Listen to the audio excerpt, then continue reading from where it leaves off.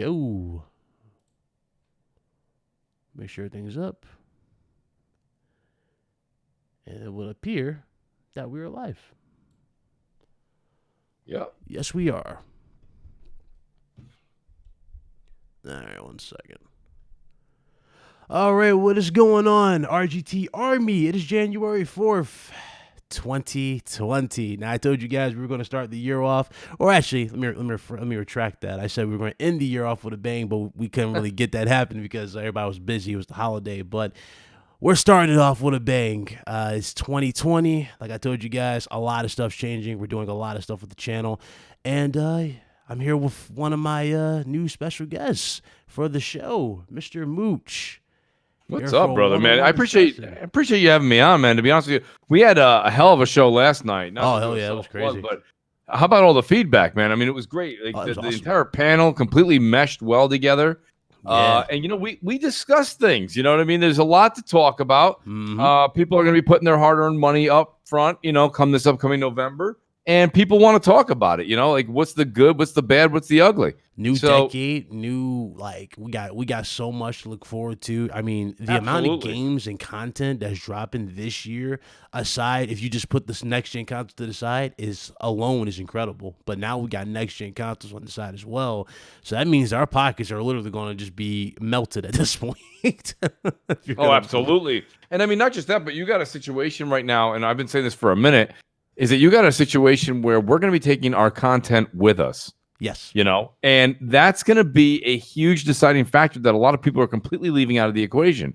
You know, there's a hardcore base camp on the Xbox side, there's a hardcore base camp on the PlayStation side. Mm-hmm. The people that bought only one console this generation, they're going to buy the successor to the current console in their home.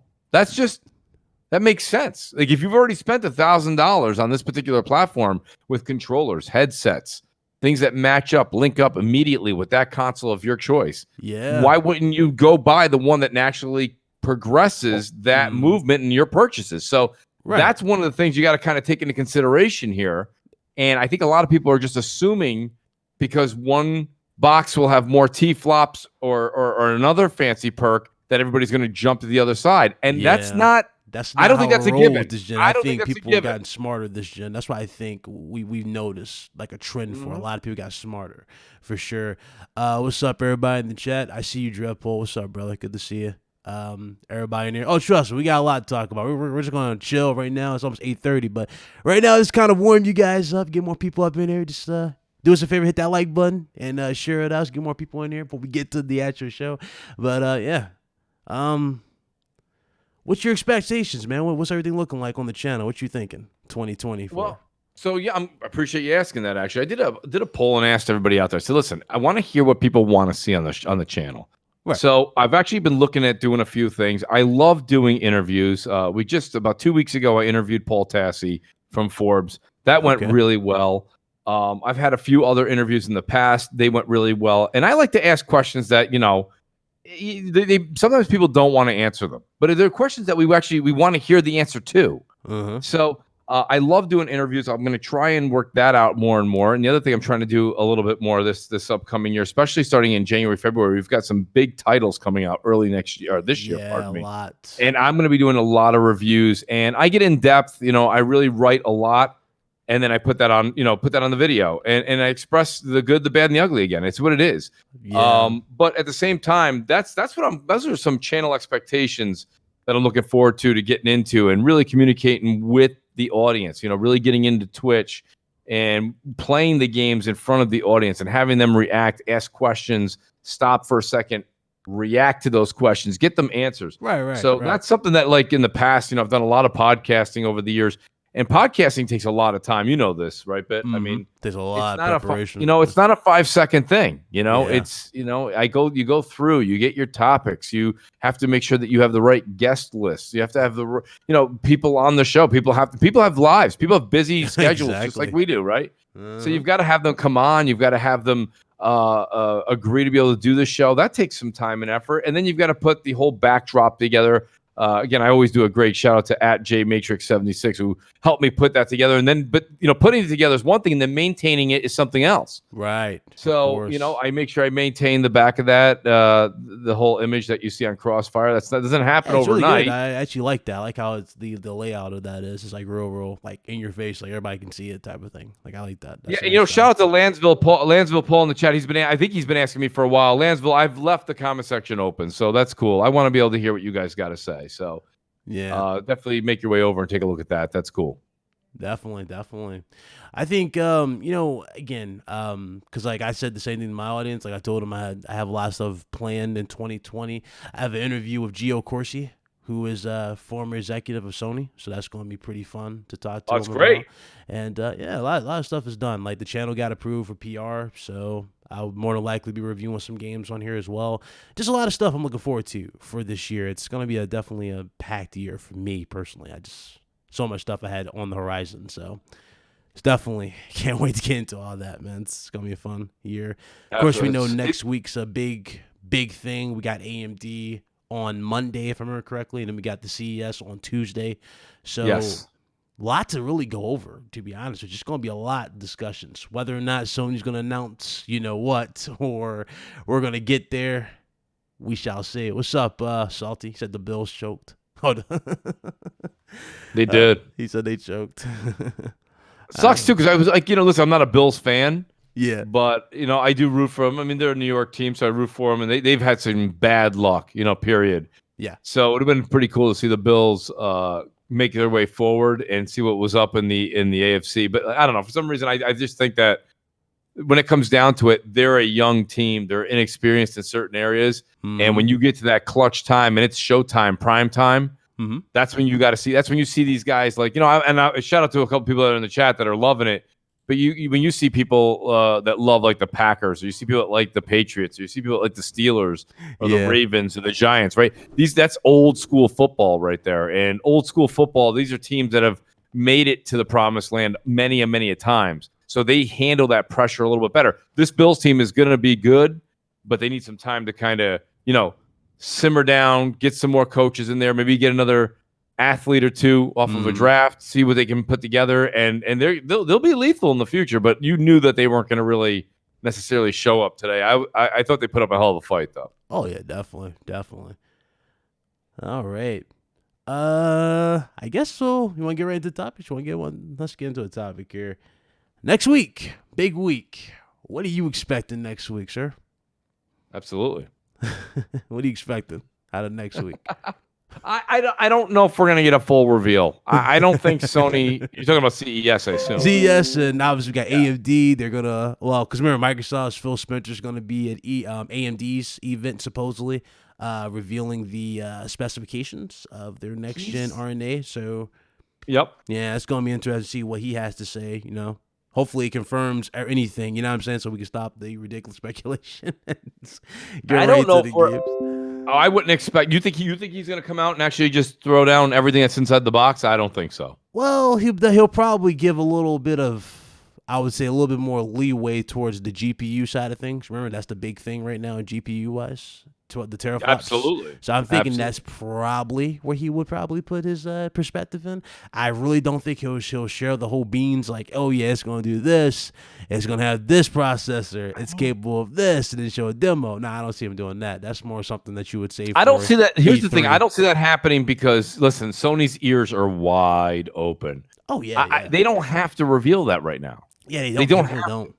Like, they no offense, Phil Spencer's not tossing a turn and being like, Mooch has got crossfire. Come on, we got to get this guy some stats.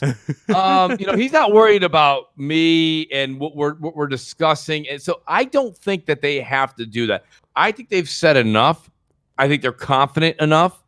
So I don't think Phil needs to come out and say that. He may talk about the technology that they put in there. Of course. He'll use the same, right? He'll use the same, which then, you do your due diligence, you do your research, you find out what that actual card can do, etc., or that chipset that they've made a deal with to create, or maybe it was something that they have unique to the Xbox. That's the thing. How much of this is custom? Yeah. Is it off? Xbox has never really bought anything off the shelf, you know? So if it's a custom thing, we're not going to get numbers. Yeah, but that's I think something that's going to be saved for their architect, right? That's something we'll Right. have to wait for their architect, and that will be sometime. I think it's going to be like, remember like they showed the Xbox, the One S, and they broke down the One S with the dude talking. It was the architect of it. He was breaking it down, and then Phil confirmed the price of it. I think that's what we're going to get from them E3 wise. They'll tell you like the full breakdown of specs, but probably him being here will probably just be confirming whatever the teraflops is. Maybe so. At AMD. I don't know. I don't know. I gotta be honest with you. I don't tough. think so. It really is tough because like they threw a wrench in there with the Game Awards and they announced the whole set.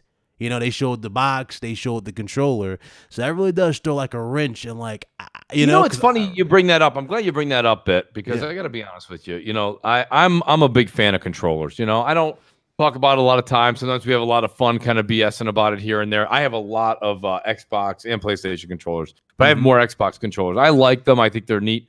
I always look for one of the first things I look forward to is always to see how do you redesign and how do you take something that is so great as the Xbox One controller, which is I still think the best controller on the market, and you take that controller right and they've perfected it to a certain extent, and you say, okay, now how are you going to improve it from here? Myself.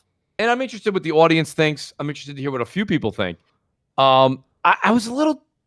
I guess the word is disappointed. Oh, you didn't like it? When I saw they, yeah, they added a share button. You know what I mean? That's like if I show up and you're like, Mooch, you can't wear that. We're going out to eat. I'm like, all right, I'm sorry, I'll change. I come back and I'm wearing a hat. I mean, honestly, to be fair with you, I wasn't even expecting that big of a change. To be honest, when I first saw the controller, you didn't get one. Yeah, I didn't. I wasn't expecting one. I was just like, yeah, because remember, you think about it, they were improved the controllers for the whole gen. It felt like, right? Like they had the customization ones, then they had the Xbox Series controllers. Little thing.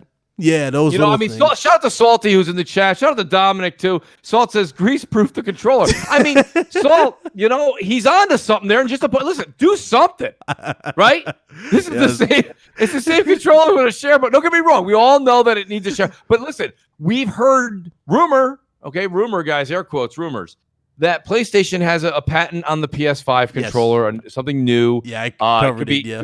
Right, it could be just a better, enhanced, more robust touchscreen. Has maybe bigger side for the handles. Has bigger handles because the triggers are bigger. They got more. Yes, they have the new haptic trigger. I believe also the option button and the share button will also be not flush with the controller. I believe they'll be raised, which is good. We want to have that. Yes, you want to have that feel when you're able to play and not take your eyes off the game.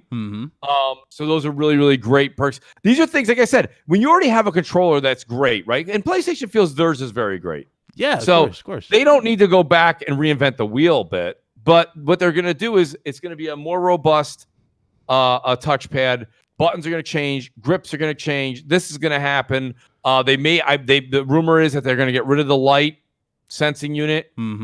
I don't believe you'll need that anymore. Well, unless the VR. Well, they'll probably keep the light. No, the VR is good. The old gen.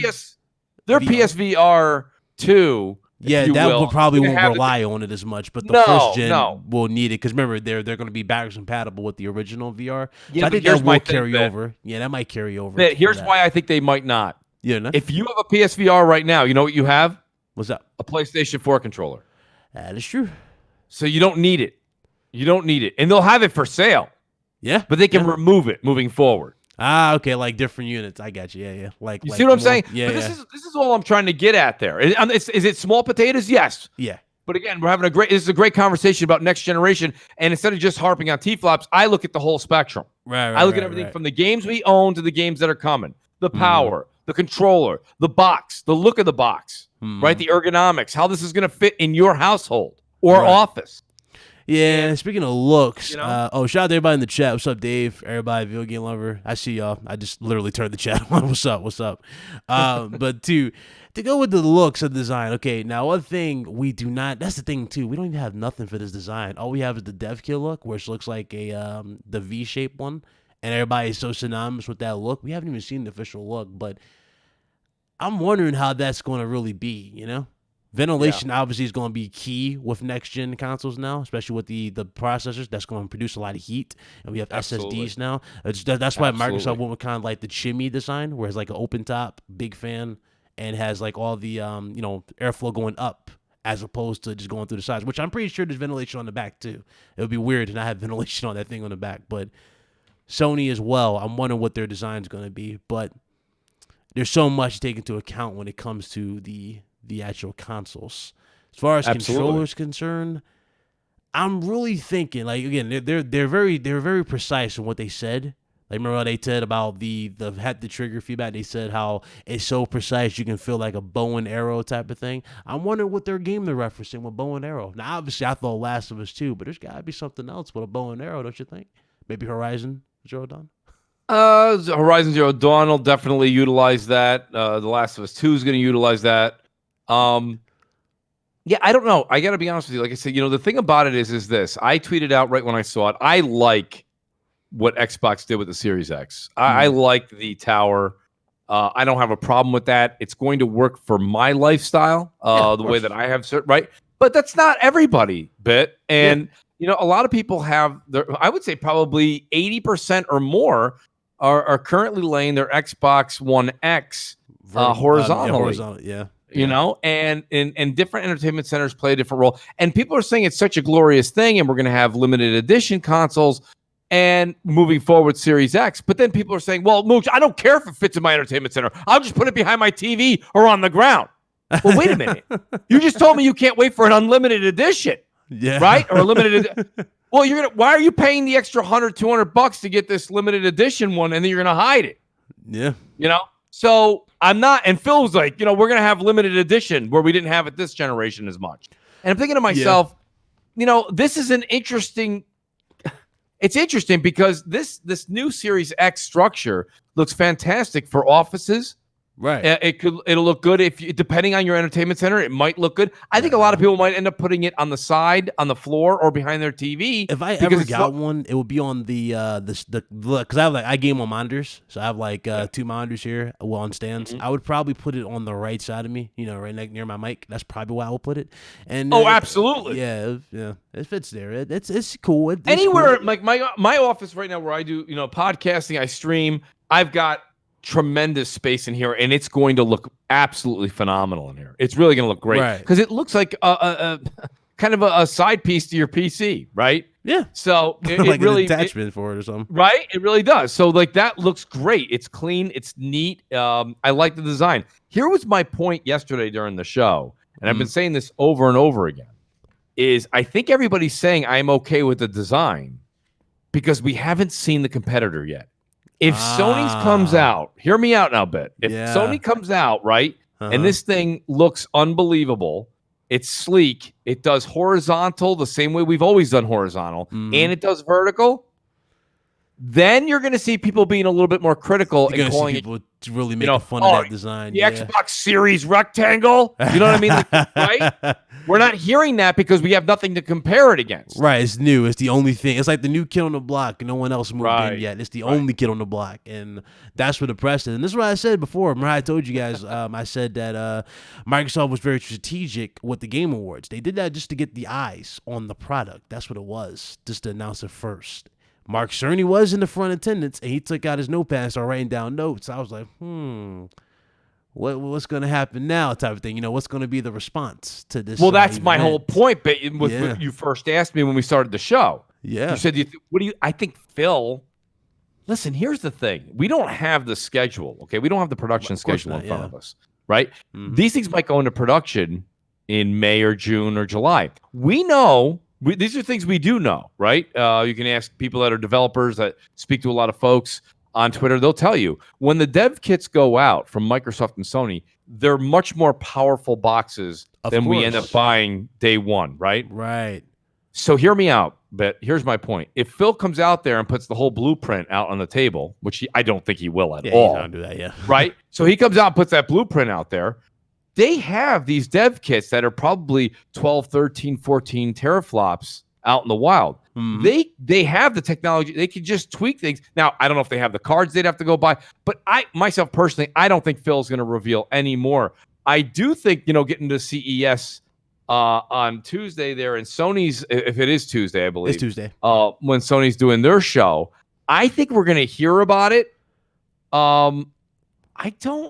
I don't think we're not gonna get like a hardware reveal. Obviously, yeah. We're just gonna get, like, I don't think so. I think the hardware reveal for the PS5 comes in February. Separate. Yeah, I said that too. Like, I just think what we're going to get is like, like you remember last year? Did you watch last year's CES with Sony?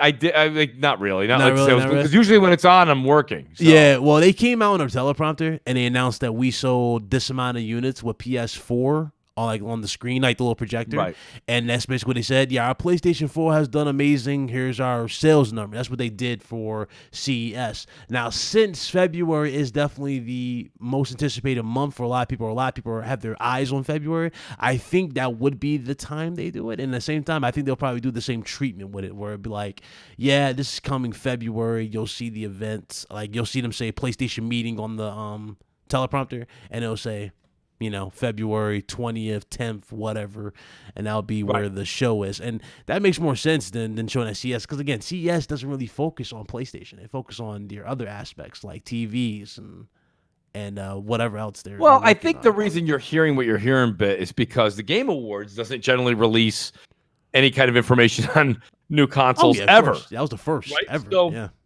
Microsoft came out there and kind of shocked everybody, and I think they did a great job of doing that. Yeah. You've got to pay a compliment when it's due, and it's due there. That was a great time to show it. I don't know. I think Jeff Keighley reported, was it 45 million people watched the show throughout? 45, I don't know if it was live or over the course of 48 hours with different broadcasts and different channels. Let's say like it doesn't matter. That's rough. We can estimate. I guess like 20 million probably watched it live. Whatever, right? And then it went to another 20 or 25 mil, depending on how many times people watched it. Right, the rerun. Absolutely. So, yeah, it could have definitely went up to like even higher. And we don't really know the live because he was very vague in terms of live viewers. He just said that many people watched it, but it was a good move. It got a lot of eyes on the box, and right now, Xbox does have, that's the what everybody's got on the tip of their tongue. Is Xbox. Right. I was like, next gen. Oh my God, we finally got a glimpse, and that's why I said too. I was like, guys, we finally got a glimpse of next gen. Even with Sony, we got Godfall, and Godfall. Granted, a lot of people are doing comparisons, but I'm like, guys, keep in mind, Godfall is not from a first-party studio of Sony. That's from a third-party publisher. So keep in mind, third-party games could look like that. First party, again, this is where the battle is really going to come down to. It's always been that first party.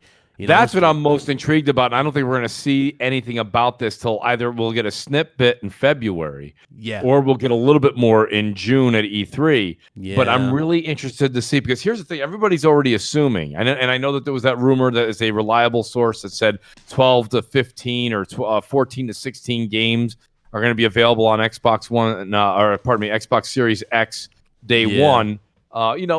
Listen, let's be honest. We know that Halo is going to be there. That's all we know. That's pretty much it. That was like the only confirmed game. You know what I mean? That's the only thing confirmed. It's at holiday. And if I'm wrong, let me know. But I don't believe nothing else has been confirmed that I'm aware of. Yeah. And, Sony, and people like, well, Sony has nothing. Sony hasn't really said anything yet, Yeah. So you also have to let them come out and say, now, if they do their reveal and they don't talk about anything coming holiday, nothing is really brought up, then you can start to speculate that the glass is half empty. Yeah. I'm also happy, though. I'm glad these consoles are coming. Tell you why? Because E3 is now officially back on the map type of thing, Like E3 is going to have shows from everybody. Like, nobody's going to skip E3. It'll be stupid for Sony to skip E3. Just like it'll be stupid for Microsoft to skip E3. Oh, no. Sony E3. And Microsoft. This is going to be the E3 of all E3s, or at least in the past few years, right? Yeah, this is it. Shout out to Z Blackrider in the chat. Says Xbox FR said they were suggesting that April 14th would be when Xbox's reveals, which that holds water, Z Blackrider. That holds water. The reveal in 2013 was in May. So April 14th, May 5th, whatever, May 7th, that I don't remember when they did it. May 13th. I think it was May 13th. I'm not sure. I'm really jogging my memory there, but yeah, that's fine. I mean, that's indifferent. Sony, if you guys remember too, also, shout out to Craig, the tech guy. He says, what's going on? But I do want to say this much. Sony can't do what they did in 2013. They can't come out there and just, show a bunch of indies and then show a controller. Yeah, what I think again, they got to show the box now. That box, I don't know. Here's the thing, though: the shock value is still there because Microsoft. Remember, should they showed the whole shebang? I don't know. I honestly don't know. I know a lot of you guys saying they put pressure on them. I don't know if they would do it though. That's the thing because knowing Sony, they probably more than likely would just show you the new controller, right? Show out the new features of the new controller, the haptic feedback, and then probably play a demo. Say that's running on PS5 hardware. I don't know if they'll show the box. That's the thing. And listen, I would have normally agreed with you. I would have said, listen, it worked really, really well in 2013. They don't need to do it. Microsoft did it. They have to show the box. Yeah, they put the pressure. I definitely agree. The pressure is definitely there. As gamers, as gaming news, as all of this stuff that's going on, you could say, okay, Microsoft showed their box in November, right? We'll wait till February. You can't say Microsoft showed their box in November of 19, right? And like, no problem, we'll show you in June. What? Like, that's it's. I don't want to use the word shady, but it's kind of it's not. It doesn't give a warm and fuzzy, right? It doesn't make it seem like they're like on the same time we're gonna get them type of thing or whatnot. I definitely agree there. It's definitely it's I don't know. It's definitely a tough spot. Like they really did just like show their whole hand. Like nobody was expecting Microsoft to show their entire hand like this. They just didn't show the specs. That was the only thing they kept close to their chest was specs. But again, well, that's the thing too. Is like we're going into another generation where and everybody loves to say this all the time. They're saying it on Twitter every day. They're like, well, come on, how come power doesn't matter anymore? Power matters. Oh, it matters. It matters. So let's not neglect that. Yeah. But it doesn't hold the same weight it did in 2013. And again, it sounds like I'm repeating myself, but you've got to hear how I'm using the same case scenario, not just with sales, but this time with power. Yes. Power was discussed heavily in 2013 because we didn't have a lot of first-party games coming out of either camp. Mm-hmm. So it was a lot of third-party and remasters. Yeah. And the remasters were being made by third party. Yeah, third party. Right? So third party was utilizing the power in the box, and they were getting 1080p. And in certain instances, we were getting anywhere from 720p to 900p on the Xbox. Yeah. So power had this unbelievable hot talking point for about 2 years. Yeah. Solid 2 years. And people are like, how can you say it doesn't matter now? Well, the reason I'm saying it matters. Yeah. They use it now too, though. But if you go back, remember, Sony had the power plus price advantage thing, too. That was the thing, too. That's why it really was, like, blown over the top, too. They had both the key, you know what I'm saying, the key sellers on their side there when it came to factors. So, yeah I mean, I think that this time around, you're going to have games ready to launch. Okay, you just to use for example, we know Halo Infinite's going to launch in holiday, and we know that Godfall. I understand it's not first party, but it's still exclusive to the PlayStation. Yeah. Okay, if those two games are ready, there's other games in the works from both companies. Of course. So you've got people coming in from last generation that are going to buy the successor to the box that they play the most right now. Which right now you have to say the advantage is 102 million consoles are sold out in the wild PS4s. Versus 47 to 50 million on the Xbox. Yeah. Okay. So that's a 2-to-1 ratio right there. You're looking at a situation where people are going to gravitate towards the PlayStation right off the bat. Yeah. The other thing is you might go, well, Mooch, now hold on. Okay. Halo's a big deal. It is a big deal. It is. But Halo Infinite will be playable on PC, on your Xbox One S, on your Xbox One X, yes, on your PC, on your day one Xbox. Mm-hmm. So again, it negates the reason. It really does. It negates the need to like go, oh my God, I gotta get you don't this gotta now run out the door. Yeah, exactly. It's not stopping me. It's not stopping me from getting my stuff and going out there. Yeah. Sony gets this. And Microsoft, I think, gets it too, but I think Microsoft was caught in a conundrum here that they had to fight their way out of. Right. And they wanted to make it right. So by doing good press and putting their good faith forward, very consumer friendly, is they did day and date and Game Pass, right? All their first party games. Mm-hmm. I'm not going to go down that list because I think Game Pass is a great value. Right. But Sony knows, right? You know, I don't care what we're talking about. You guys always know that I've got a food reference here. But I mean, right? Listen, everybody in their local town right now, you've probably got about 15 pizza places. Of course. Right? 20 pizza places. And if you're in New York, 100. Uh-huh. Okay? On one block. But there's a reason why somebody says at the end of the day, hey, do me a favor. Order a pizza. And somebody's like, all right, I'll order it. And by the way, make sure it's Jimmy's. Right? Why? Right? Why do you yell out, make sure it's Jimmy's? They got their sauce, right? They use a certain cheese. They got the certain recipes that matter. The toppings are prepped the way you like it prepped. They got that fresh pepperoni. There you go. Yes. Yeah. So what I'm trying to say to you here is Sony knows that they've got the sauce that you want, and they're jarring it. And if you want it, you got to buy their product. Place. There's only one place to get it. Period. Exactly. And then a year later or 18 months later, then you can pick it up on PS Now. Exactly. And people go, see, it's the same thing. It's not the same thing. It's not the same thing because the game still has the value. It still has the appeal immediately right off the bat. It says, and listen, we are in an era like none other before. I don't care how old anybody is. I don't care if you're 20, 30, 40, 50, 60. I don't care. You are old enough to remember when we used to have to wait to go get what we wanted. Nowadays, people are like, that's out. Everyone's talking about it. I'm going. I'm going to watch that movie. I'm going to buy that game, right? Yes. How many people on Twitter right now are like, screw it. I'm going to try Death Stranding. I got to find this out for myself, even though I think I hate it. Right, exactly. Because it's the now. It's now. Yeah. It's the now. So when people are like, well, I'll just wait for PS Now. No, you won't. Yeah. No, you won't. Exactly. You might wait for it to go on sale in 6 weeks, 7 weeks, but you're still going to buy it. Yeah. Or you're going to rent it. I don't care. It doesn't matter how you no matter what your means are of playing it, you're going to play it. So Sony says we've got, Horizon Zero Dawn 2, Spider-Man 2, the new God of War. We've got, you know what I'm saying? They've got a rumored SOCOM. They got a rumored, the Blue Point making that From Software, Demon Souls. There was another Uncharted game spinoff. Another Uncharted game, right? Yes. Yeah, it was a lot of stuff. So Sony's like, wait a minute. We were getting anywhere from 2 million to 10 million sold, depending on the title. Of course, yeah. You guys do the math. Everyone loves doing the math. Bloodborne 2 has really been like the most. Bloodborne 2. If Bloodborne 2 comes out, it's people, they're gonna melt. Yes. So what I'm trying to say to you here, in short, is Sony knows they can double dip. Yeah. And we said it last night. I don't know if it was Salt. I can't remember if it was Slow-Mo. I don't remember who said it last night on the show. I think it might have been you. It was either me or probably Salt or Kofi who said it. It was somebody made a hell of a point about why is the new Star Wars Rise of Skywalker, why didn't that go to Disney Plus?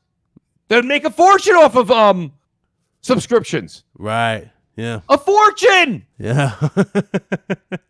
Right? There's no arguing that. But no, you know what they want, Bit? They want your $20 from IMAX. Yes. They want you to go back 2 weeks later and go, geez, was it really the Ray I wanted? Or was it really, this and that? Was Kylo the Kylo I remember? And then you're going to pay another $20. Now you're on 40 beans. You're already on $40. Then you get home. You find out 6 months later, coming to Disney Plus. What do? $12.99 a month, $7.99 a month, depending on the package. Yep. And they got you again. They got you hooked. You spent down there $60 just to watch the same movie. That's what I don't understand. That's just what I don't get when people are like, here's my point. This is Monday morning quarterback, right? Yes. Uh-huh. If I was sitting at Redmond and somebody says, hey, Mooch, I got an idea. We're going to go ahead and do good faith. We're going to put all of our games in day and date into Game Pass. And everybody stands up and be like, all right, let's break for lunch. That's great. I'm like, well, everybody sit down. Just sit down for a minute. Right? PC gamers were never playing Halo before. They were never playing Gears before. They don't know any better. Yes. Okay? You make the game, give it, as Jim Ryan said, you give Halo, Gears, Forza, and new titles. Yes. You give them the claim to fame and the VIP treatment that they deserve. Yes. For nostalgia at the very least. And then 3 months later, okay, I'm not saying PS Now, 12, 18 months. No. 3 months later, Game Pass. There you go. And you might go, Mooch, come on, dude. It's the same thing. Hear me out. We live in the time of what have you done for me lately, and I want that item now. Yeah. So for all the hardcore, you think the hardcore is waiting 3 months to play Halo Infinite? No, they're buying that day one. The Halo community is absolutely one of the most powerful communities, period. They're one of the most loyal, I can say, loyal, for sure. They are there powerful day one. Communities, yes. Period. Yeah. They're buying that game day one. They'll buy it for an extra $100 if they can play it 24 hours prior to launch. Exactly. Yeah. Yeah. And that's where the appeal do is. That, and then you throw it in Game Pass Ultimate. Yeah. And Game Pass 3 months later. And then you get all the PC guys that were like, screw it, we never play. Oh, wait, Halo's available? Oh, yeah, I'll buy it. I'm down.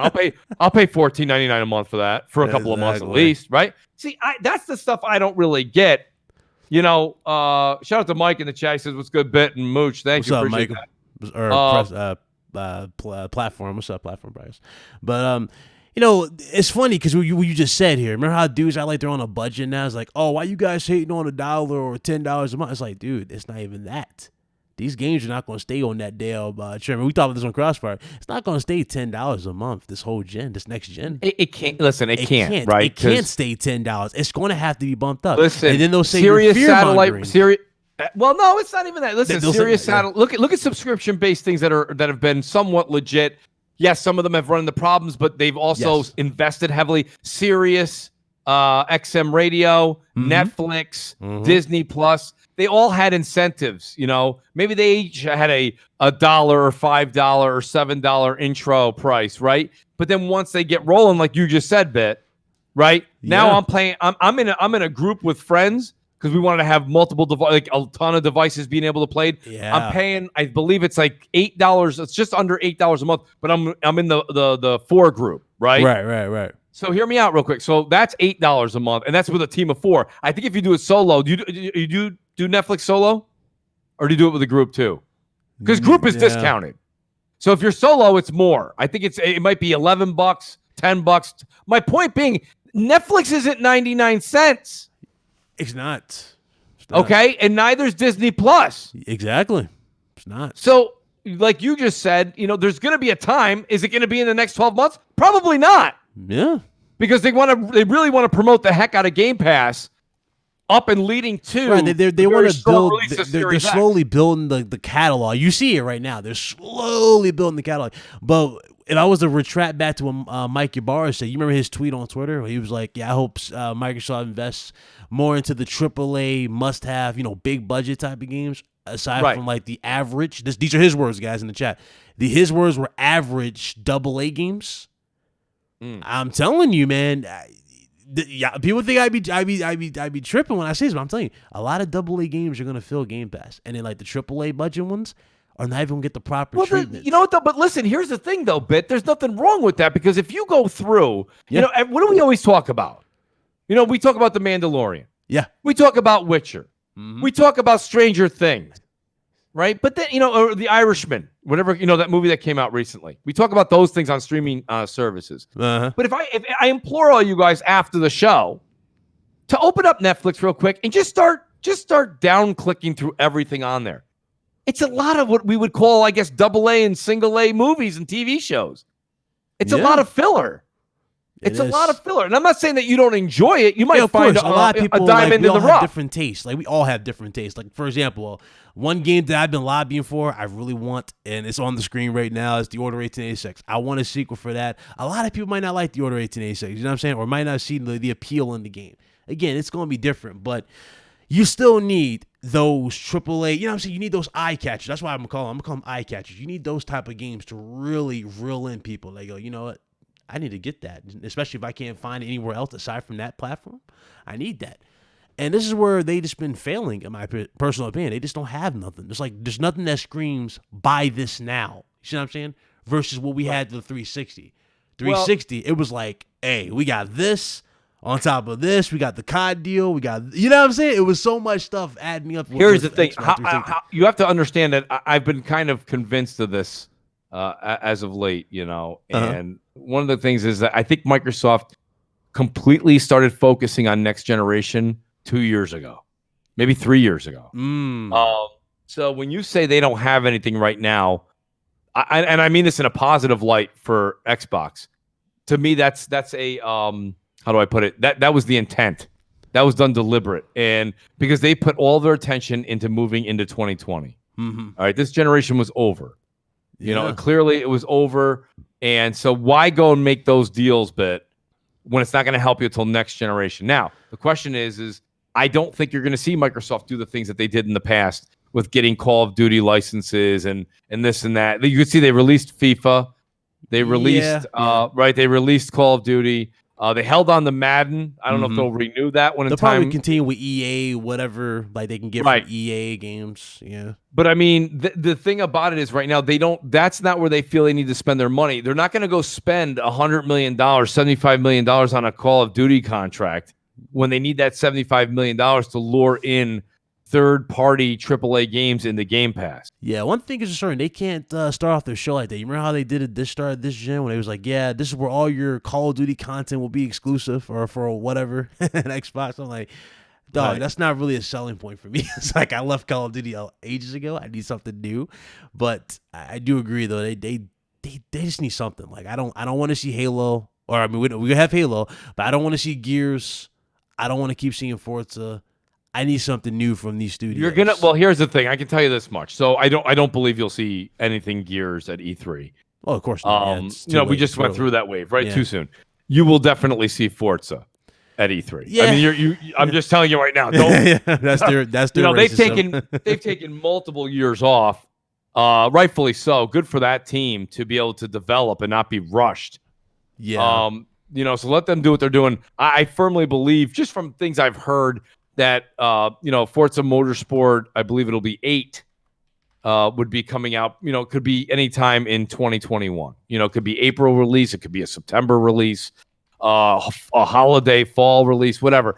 But I think you'll see something from Turn 10 in 2021. So you're going to see something in that element. But I mean that's my whole. I think when it comes down to it, is Microsoft did this, and I don't know.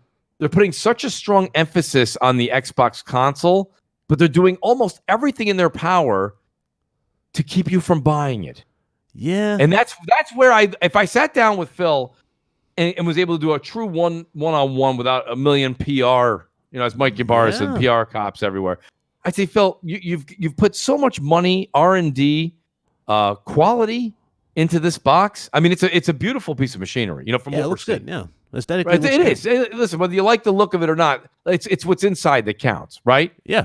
So they're putting time, effort, R&D, money, but at the same time, when it comes down to it, it's not a piece of furniture. You don't put your coffee on it, right? It plays games. It plays games. Yeah. But you're telling me that all the things that I have in my home right now play the same game, and I've been told by Microsoft and their entire staff to build if you guys have been listening to me for years, you would never think that Mooch would have a PC in his house, a gaming PC. I did see that. You bought like a 2080 Ti. I went to the nth degree. Okay, I'll tell you why. You know what? Yeah, he went. Don't blame me.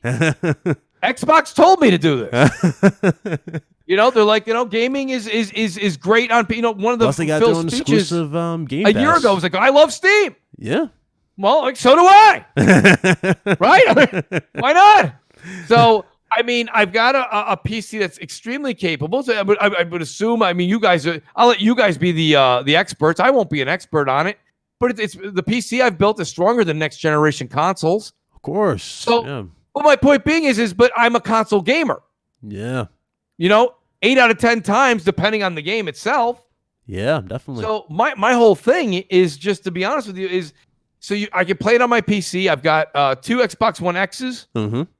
And it's like, I don't know. Like myself personally, why do I need to get an Xbox Series X? Of course, I'm going to. Yeah. Because, I mean, and I don't know how much your channel's familiar with it, but, Moochonomics. Listen, if you guys have an Xbox One X, pardon me, at your house, right? Mm-hmm. And they're going to offer you $250 for it at GameStop, mm-hmm. and the Xbox Series X is $500, you're crazy. You're crazy not to go and get that. It's $250. Don't say, Mooch, I'm going to get it later. You'll pay more. Because people want the X now. Yeah.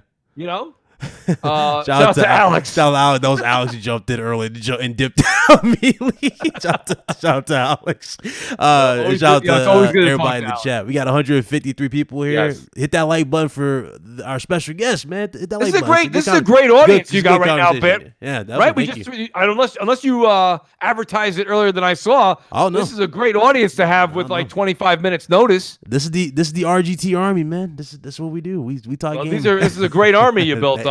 The Mooch Maniacs would love this army behind them. Yes. Oh, that's great. So we do, man. We But talk, yeah, but we have fun. That's my thing on that. I don't know if necessarily we're gonna see. It's gonna depend on the games. The games are the most like concentrated part of this conversation, Of course. But if it's Halo, if it's just Halo Infinite, and then 10 AA games, well, then you've got Sony with Godfall. We don't know if there's gonna be one first party studio out there too. And then you have that 102 million that are going to go out there in March, that PS4 hardcore fan group that's going to go out there and they're going to buy the successor to the PS4. Yeah. I don't think they're going to go, you know what? I got 300 games on PS4. I've got 6 controllers, 2 headsets, and a PSVR.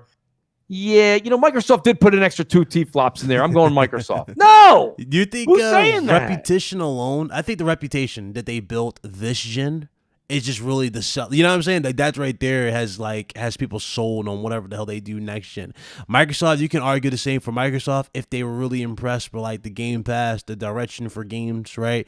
They'll buy it still.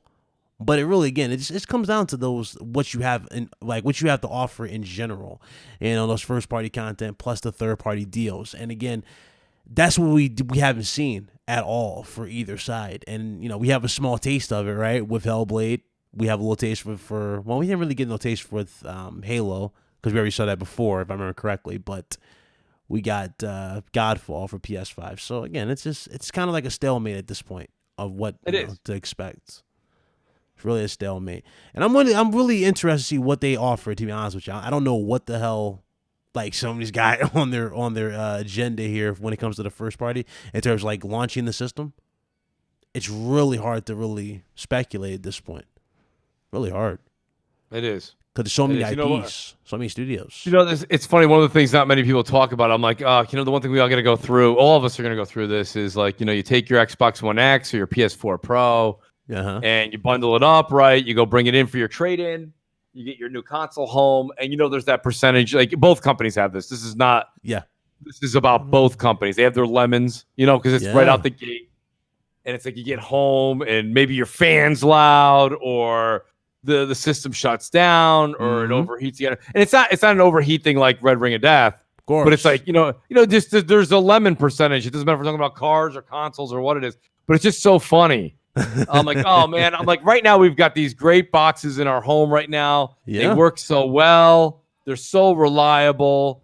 You either got a mid-gen refresh or you went and bought a PS4 or Xbox or an Xbox One X or a PS4 Pro later in the generation. You know what I mean? Yeah, they've had their chance to get their quality assurance through. So now we got to all go through these trials and tribulations again in November.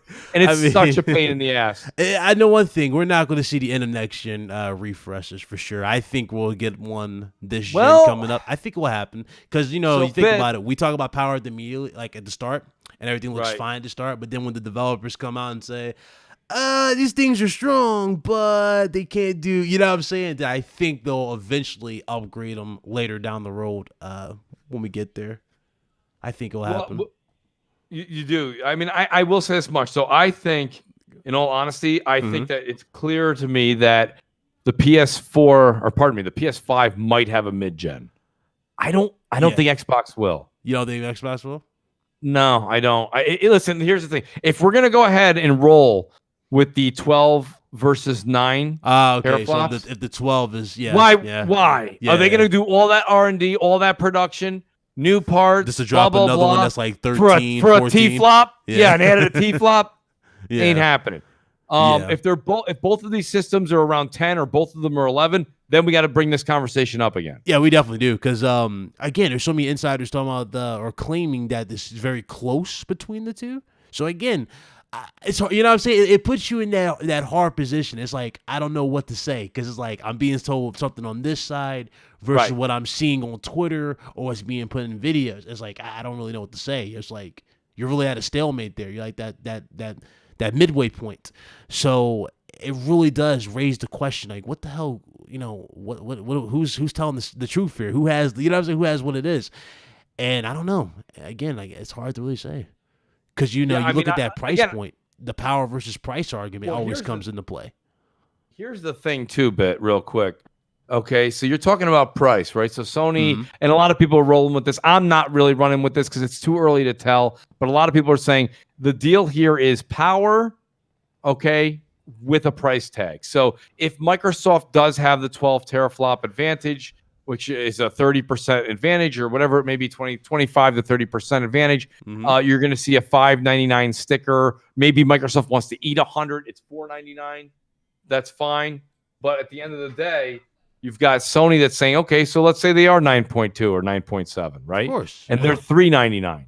Well, if you fast forward 3 years from now, right, Sony can go put that the expensive hardware into a PS5 Pro and still sell it for $399. Yeah. So, right? So the same concept PS4 did. You know, Sony's right now, I think Sony's saying internally, if it's not broke, don't fix it.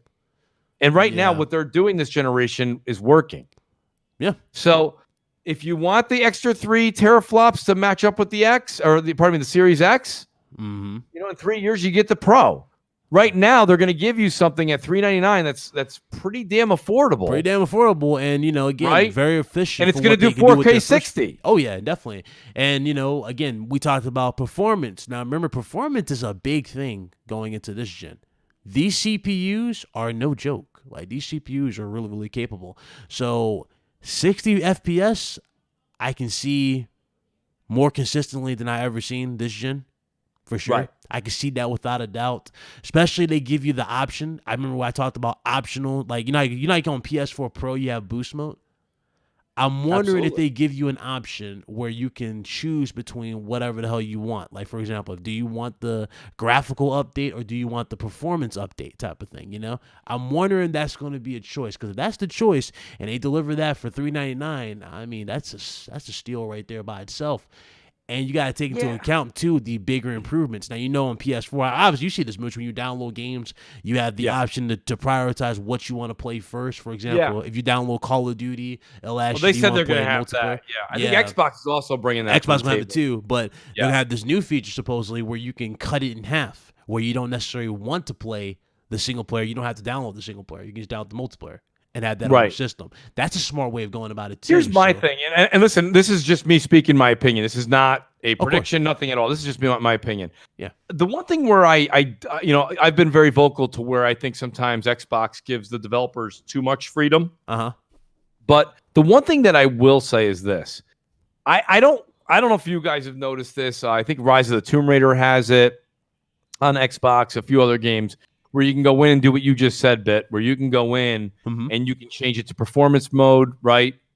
Or you can do it with resolution mode. We'll call it that. Yeah, it was like, so you can either do the 4K 30, or you could do the 1440p or 1080p 60. 14. Yeah, exactly. Right? Yeah. So they have that on quite a few options for the X now. And I'll tell you something. I'm listen, everybody, this is the generation of options, right? But myself personally, I just like when I go to a great restaurant, you know, when someone you look at that bill, and it's like, you know, you went out to dinner with your better half, and you're like, wow, that's expensive. But you're like, man, this was a great meal, right? You didn't go into the kitchen and tell the cook, listen, you know what? Just make the steak medium and don't put any seasoning on it. Exactly. I'll decide if I want to do more pepper or more salt. Maybe I want a little A1 sauce. Maybe I don't. Just give me 75 condiments. I'll figure it out at the table. No. Listen, I want the developer to make the game the way that the game should be played. Okay? And if you have the hardware that can do 60 frames, give me 60 frames. Yeah. You know, don't give me the pepper on the side. Yeah. Give me the full Just put spectrum. It in there. Who's arguing over 60 frames? Nobody. Nobody's arguing over 60. Yeah, nobody. Now, again, I remember people are choosing. Put it in there. Yeah, people are picking and choosing. They're saying that open world games should be 30. I'm like, listen, I play many open world games at 60. It's a different ball game. They need to be 60. Like, that needs to be priority. I'm telling you. Ben, listen, the one thing Mooch is not a big fan of, okay, is if I already have a game, I really don't want to buy the game again. Yeah, of course. Okay? If I already have it, I probably got about 35-40% through Sekiro, if you will. Yeah. You want to call it okay, on Xbox. And shout out to Enrique Brapp. Enrique was like, dude, you don't know what you're missing. And I'm like, what are you talking about? He goes, you got to play this game on PC. I am enjoying Sekiro with 60 frames, or I don't even know what I have it. I think I have it unlocked. I don't know if it's 90. I don't know what it's doing. Yeah, you got V. It's unreal, dude. It's unbelievable. It's like a whole different game. Like it's like I'm the ninja. All right, it's that different. I went from sitting back on the couch playing as a ninja to being the ninja. Okay, or the samurai. So it's awesome. The game's amazing. Yeah. So what I'm saying to you is that like that's the difference. No one's ever going to argue with that. So both of these consoles, when it comes down to it, at the end of the day, is they're both going to do 4K and they're both going to do 60. You've had Hype Microsoft, Word will be 8K. That's the thing too going to next year. I disagree with you there, Bit. You don't think that's the new Hype Word? No, I think the new Hype Word buzzword is ray tracing. Okay, I get it. Not 8K, because who's got an 8K TV? I get that. Nobody. I give you that. Right? And by holiday 2020, it'll be nobody -2. Yeah. Nobody's going to have an 8K TV. So it doesn't really matter. You know one of these dudes are going to throw that. Come on, bro. You don't want them going to slide it in there and go, hey, guys, 8K supportive. Like, type of thing. They're going to throw that in there. That's right? Going to be a thing. But I watched somebody was doing a comparison on YouTube. It's somebody that does like it wasn't. I don't think it was Digital Foundry, but it's somebody that has a great channel that does work like Digital Foundry, where they compare the two. And they were showing the ray tracing abilities on Jedi Fallen Order on PC with and without it. They kept doing the screen back and forth, back and forth, back and forth. Mm-hmm. And I looked at it. And don't get me wrong, ray tracing it's beautiful. Look what they did to Minecraft. You see what Minecraft looks like now with RTX? It's unbelievable. It's a different game. I was like, what the hell? It looks like something like from Crash Bandicoot, the graphic change. But at the same time, I got to be honest with you. Hardcore are all about ray tracing. Yeah. Go listen. If any of you guys in the chat right now, or Bit, even you, right? I bet you somewhere on your phone, you have a friend that's a casual gamer. Mm-hmm. Right? Plays NBA 2K or Madden or Call of Duty only or FIFA. Yeah, right? Got plenty, right? Call them up right now, put them on live, and be like this. Hey, listen, don't say anything. Could you please tell me and my audience what ray tracing is? And they'll be like, literally? You know what I mean? They would think it's like everybody don't even know what the hell it is. They'll go. What is ray tracing? Is that a new show on like National Geographic? No. Or somebody said I heard about it, but I'm not at the PC. I'm like, okay. Nobody knows what ray tracing is out there. Like here we are talking about all the moms and pops and grandparents that are going to go buy their kids a game. The minute somebody says ray tracing, that's when they're like, oh, yeah, of course I know what you're talking about. I have no idea what you're talking about. Like, we know, and we don't even know the inner workings of it, but we know the concept. We know what the deliverable is. Yes. They don't know what that is. So when we hear these big words, when you see, well, you know what, the Xbox One Series X is probably going to be doing ray tracing better, that's great for the 20 million hardcore out there. Yeah. But if you want to reach that 100 million mark, they don't. And listen, Mark Cerny and these guys, they know that. Yeah. So now Mark Cerny did say that ray tracing will be available on the hardware front. So I don't know. I watched RGT. I know you have the RGT Army, but I'm referring to Red Gaming Tech, which is Paul does a great job. He's out of Britain, England, and he does a great job breaking. Listen, he always says take it with a grain of salt. He's just a guy that likes to take things apart, analyze them, and then does a show on it, right? So shout out to Paul, great show. But he even said, he's like, there's a rumor that Sony will still have ray tracing in their own. They have a possible separate chipset. They're doing it off of the like where Microsoft has it built in. They have a separate chip on the side. That's what he said. Don't take my words for it. I'm not pretending to know, but I'm just saying. All I know is this: at the end of the day, when I saw the shadows, the light, the color, I was like, okay, wow, that's it's there. It's noticeable when you do them side by side. But a lot of you guys in the audience right now that are listening, I bet a lot of you guys have an unbelievable 4K TV in your home, right? Yeah, a lot of them probably do. Right, a lot of people probably do. But guess what? Is it fair for me to say, oh, it's not like a QLED, or it's not like an OLED, or it's not like a Sony what do they call it? An AE1 or A1? Yeah, A1, right? Yeah, there you go. Oh, come on. You know what they'd say, Mooch? I don't even know what you're talking about, first of all. Second of all, what am I comparing it to? Yeah. So what I'm saying here is, unless I take that QLED, OLED, AE1, and literally go buy it, bring it into your audience's house, hook it up and go, see? They're gonna go, okay, now I see it, but I don't want to pay the extra money for it, and I don't care. Yeah. So that's the thing. How much Nuno does ray Eugenio. tracing matter? Yeah, Nuno Eugenio put up a good point. He said they don't need to know. They just need to see it. Overall, they will be impressed even if they don't know why. And he's talking about the whole ray tracing thing. If they don't know what it is, Right. allow them to see it. Now again, one thing obviously you know what to expect too. But when it comes to the whole ray tracing thing, I tell people this as well. Expect like a lot of better mirror reflections. With next gen, I can see that type of thing. Like if you're going near puddles, you'll see the character.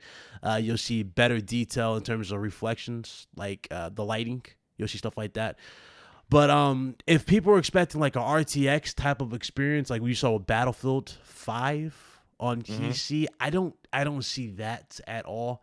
Maybe better explosions for sure, but I don't know about all that. I don't know about that type of incredible, over the top type of thing. I don't expect it. No, I listen. I will say this much. So I don't like to belittle it because I think it's the next up and coming. Like HDR was a big deal, right? Bit. I mean, HDR made a big difference in the way that we see games. Oh, of course. So ray tracing is going to do that too. Like, but it does depend. Listen, myself personally, okay, I just told you I went crazy with the PC, but I spoke to people that play strictly on PC when I built this thing, and they told me the monitors to get. And both of my monitors are amazing quality, but they don't have HDR because on PC, HDR is not like a common thing. It's becoming more common, but not really there yet. They're not really pushing it, but if you get like a pre-built now, it's like, it's like. But let me tell you something though. When I played Sekiro on my PC, had like 90 frames. You know what I mean? This thing on it's ultra a different settings. game. I'm telling people, it's a different game. I played Gears 5 at that. People wonder why I enjoy the game so much. Yeah, I don't care if there's HDR on Sekiro in the living room. I'm going to play it here. Yeah. So that's what I'm trying to say. You guys have to put this on a scale and see what matters most to you as the consumer. And I think both of these companies will present ray tracing. Both will have ray tracing. I do think Xbox probably will be able to put it out there in a better fashion. But again, then it comes down to the other conversation people are having is the third-party developers. Are they going to use the true potential power of the Xbox Series X when the dominant sales is on the PS5? I mean, this generation, we saw it kind of go a few different directions. So it's like some dipped and dabbed, some didn't. Right. Red Dead Redemption 2 definitely took advantage of the Xbox One X. Of course. Definitely. But Borderlands 3 didn't. Yeah. Rage 2 didn't. There's a bunch of them. A lot of people blame it on developers. They say lazy devs. Well, yeah, it is the developers because it's time and money. Yeah, but the thing is, not just lazy devs. It's like, why would you? Okay, this is how I looked at it. This is how I kind of broke it down. So Sony has like over 100 million units, right? Microsoft's at like 40, close to 50. It would make no sense to prioritize the one that's at 40 in terms of like putting that like the grand scale look, right? It makes no sense to do that versus the other one who is your top bread, which is at 100. Because it makes no sense because that one's obviously your main source of revenue. The one at the 100 plus consoles sold, that's your main revenue versus the minority here, which would be Xbox One. Again, I don't say that to be to belittle it, but it's just like that's how we look in terms of like a scale, and you don't want to do that, and that's where their buying was. And again, that's why I said the Xbox One X was kind of pointless if you think about it. Sure, it did better with some games, but it didn't really feel like it was necessary. At that point, it felt like another console, like a whole new gen they were trying to push at that time. I got to be honest with you though. Shout out to David Chavez, awesome guy in your chat right now. Shout out to Dave. I got to be honest with you though. There was a purpose for it though, because here's the thing. You do have to understand something here. We can say all the things that we want to say, knowing what we know now, because both of us are playing Monday morning quarterback, right? Right. But you go back to 2017, they had to end the damn power resolution issue. They were getting literally cremated with that. Yeah. And that's the one thing that the X did was what's funny is now Xbox is running with the power crown thing for going into next generation, and that's fine. But they just wanted this power thing shushed, quieted. They really did. You could tell that was like on their now they're bragging about it. Yeah. And it's like, come on, it's like you should just now's not the time to brag, It's like, okay, I get it. You got the power, but Sony in that gap that it took you to get that power, what was they doing, Mooch? investing in games, creating games, dropping bangers. It's like there's so many sequels I can name like past my fingers here that people are looking forward to for PS5 versus. You know what I'm saying? Versus what we had prior. And it's like, it's crazy. Oh, shout out to Mega. I'm sorry. I see his super chat. Shout out to Mega. $5 super chat. He says, actual games might not do 4 or 8K, but if the menu dashboards can do 8K, will they put it on the box? 8K is a buzzword that sells, right? That's what he said. Again, they're not going to do 8K natively. What they're going to do, they're going to support 8K. That's both sides for sure. Right. You're going to get, I think, honestly, when it comes down to it now, the Xbox Series X, if it truly is a 12 teraflop beast, we'll have yet to see. But I mean, realistically, even if 8K does become a thing for next generation, it'll be middle end. By then, there'll be a PS5 Pro. And also, you're talking about, I think you're going to see games like,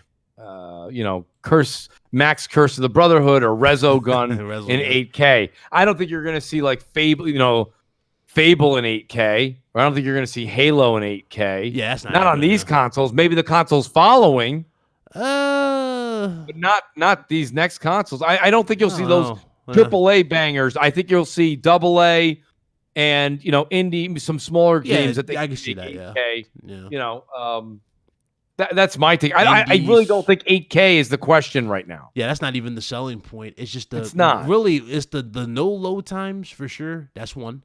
The fact that the fact that these consoles are going to be quiet, that's another. The fact that these consoles are going to be powerful, and the fact that we know for a fact we got a ton of games to look forward to first party wise. Those are the selling points right now. And of course, third party games are going to look even better. But that's why I'm looking at it.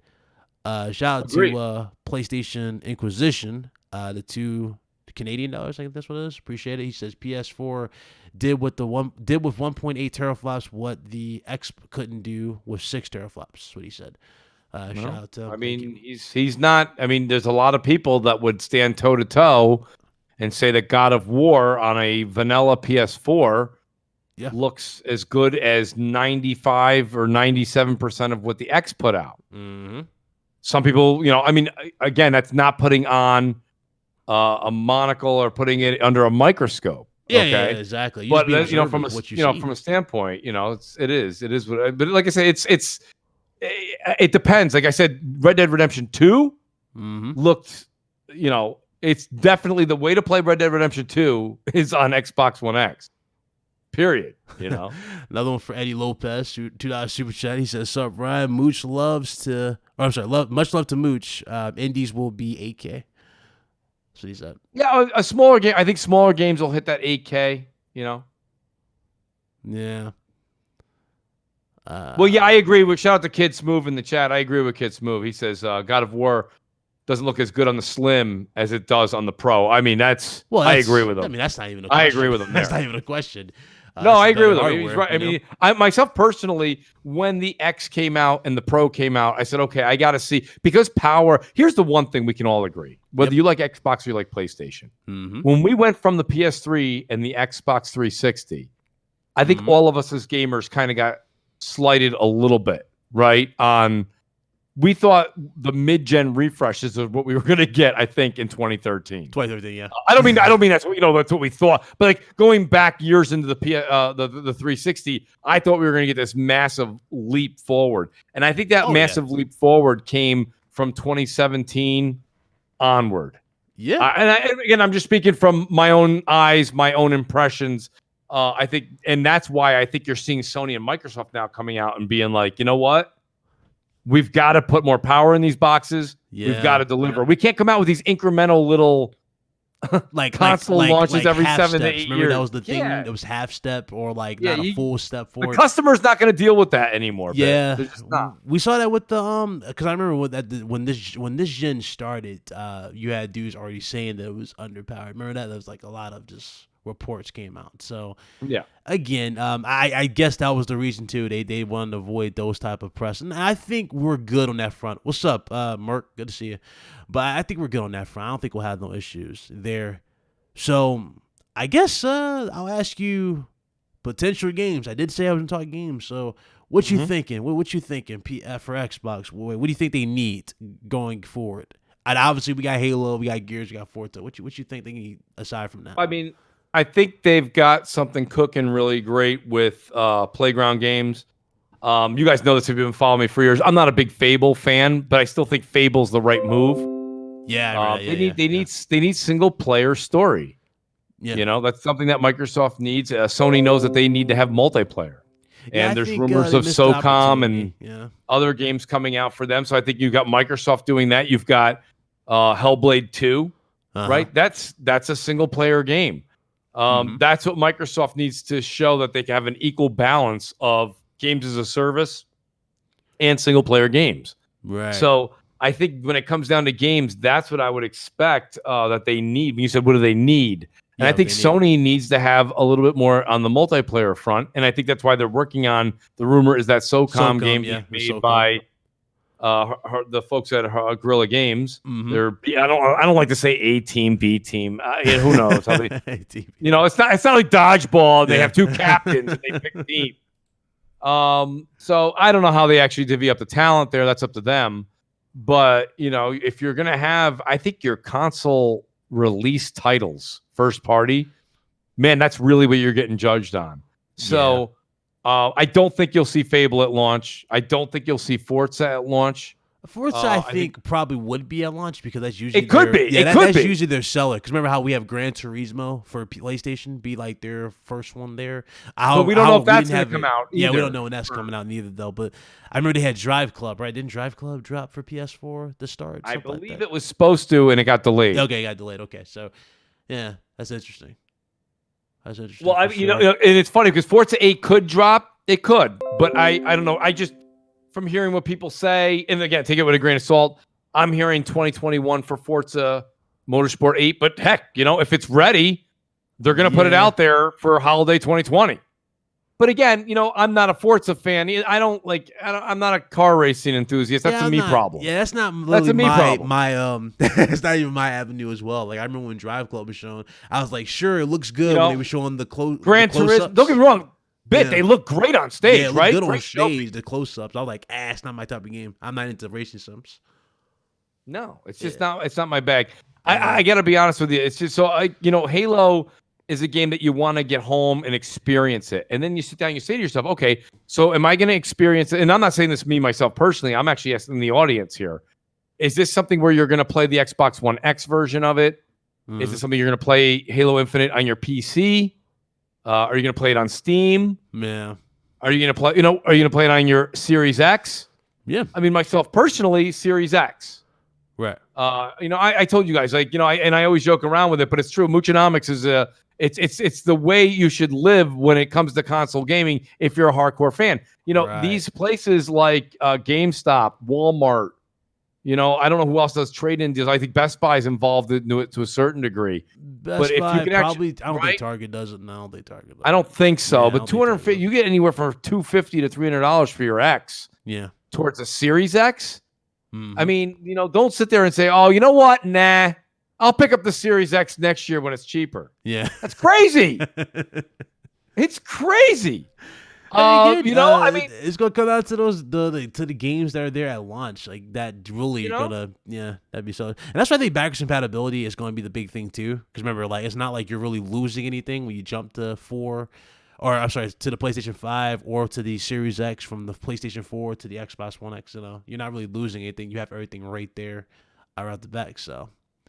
Shout out to Gaming Forte. Gaming Forte. He said that's what I'm doing. Forte, I got news for you, man. Big fan of GameStop, and I mean, I say this on my show a lot. And shout out to Duke Togo 13. Appreciate the compliment, buddy. But like, I got to be honest with you, I'm a big fan of keeping GameStop around as long as possible because there's nothing else that. Say again? I say, because you don't see yourself going anywhere else to get the content. Well, I mean, you can go to Target. Listen, you ever go to Target or Walmart and buy a game? I mean, yeah. It is the most lackluster. It is the most lackluster experience for a gamer. There's no fun in it at all. I love when Days Gone came out, Death Stranding. I went and picked up any of the new Switch games. You go out there. There's just so many enthusiastic people at GameStop. Uh-huh. They're picking up the title. And it's so much fun to have interaction and be like, oh my God, this is going to be great. Or I've been hyped for it. People in there wearing like head to toe support for the game. I like that's like, if you're a true gamer, that it's the whole thing you get with that purchase over there. And myself personally, like I said, that's where I've always bought all my consoles at GameStop. Yeah. What's up, Andrew? Yeah. But yeah, that's it's just it's a no-brainer. It's a no-brainer to trade these things in because listen, the X and the PS4 Pro are going to get their highest value pretty much in the first month, 2 or 3 months while that trade-in's going on when the new generation comes out. Because then it gets saturated, right? Everybody does this influx of trade-in, and then there's a ton of X's that they have in their inventory. Well, they're not going to offer you the 250 again 6 months later. They'll offer you 200, 175, 150. Yeah. You lose money. So why wait? Yeah. Portal Player made an interesting point. He said, I wish Sony would do an Alan Wake 2 for PS5. Isn't that, who was the developer for that? Was it, That's Remedy. That's Remedy. So Alan Wake 2 for PS5. I don't know if that would ever happen. I'm not sure because what was it? Because the whole I don't think I don't know. Hard to say. Well, I mean, Microsoft had publishing rights to Alan Wake, and I believe they've relinquished them. So Remedy can now do whatever they want with it. Yeah. Good point, but to say they're going to go and make something immediately just for PS5, I mean, I don't see that happening. It's like I don't know. It's like you throw it in the air. It's like maybe. I mean, don't get me wrong. Yeah. It's a fun thing to wish for, but I don't think it's going to happen. Yeah, I don't know. Now, if Sony acquires Remedy, that's then the topic becomes a little bit more serious. Yeah. I don't know. I don't even know if they would buy Remedy. That's the thing. I don't think so. Yeah, I don't think so. It's like the whole Bethesda thing. I didn't believe the whole Bethesda thing either. I think personality-wise, yeah, I think it's a match, but I don't think it's a match as far as portfolio.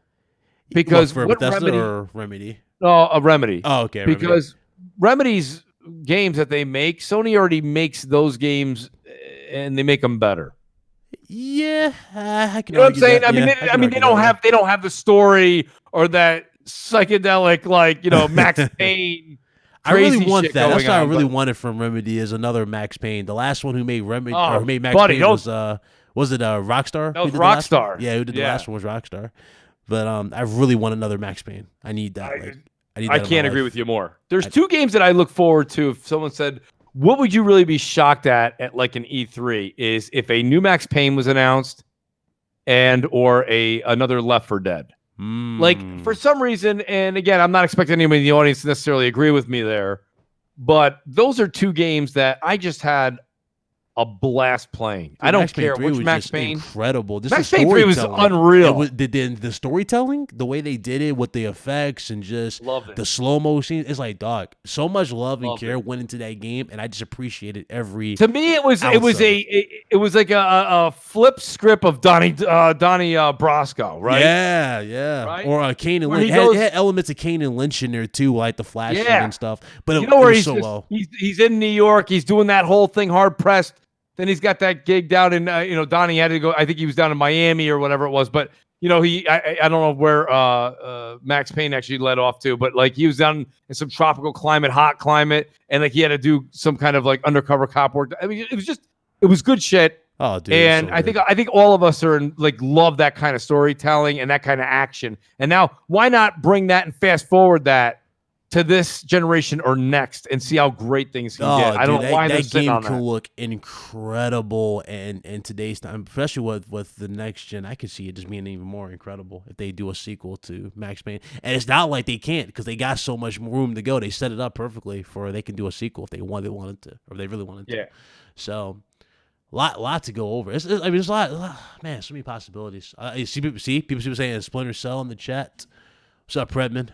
People saying, well, Splinter Cell's been a big rumor for Xbox for a while now, and I don't know.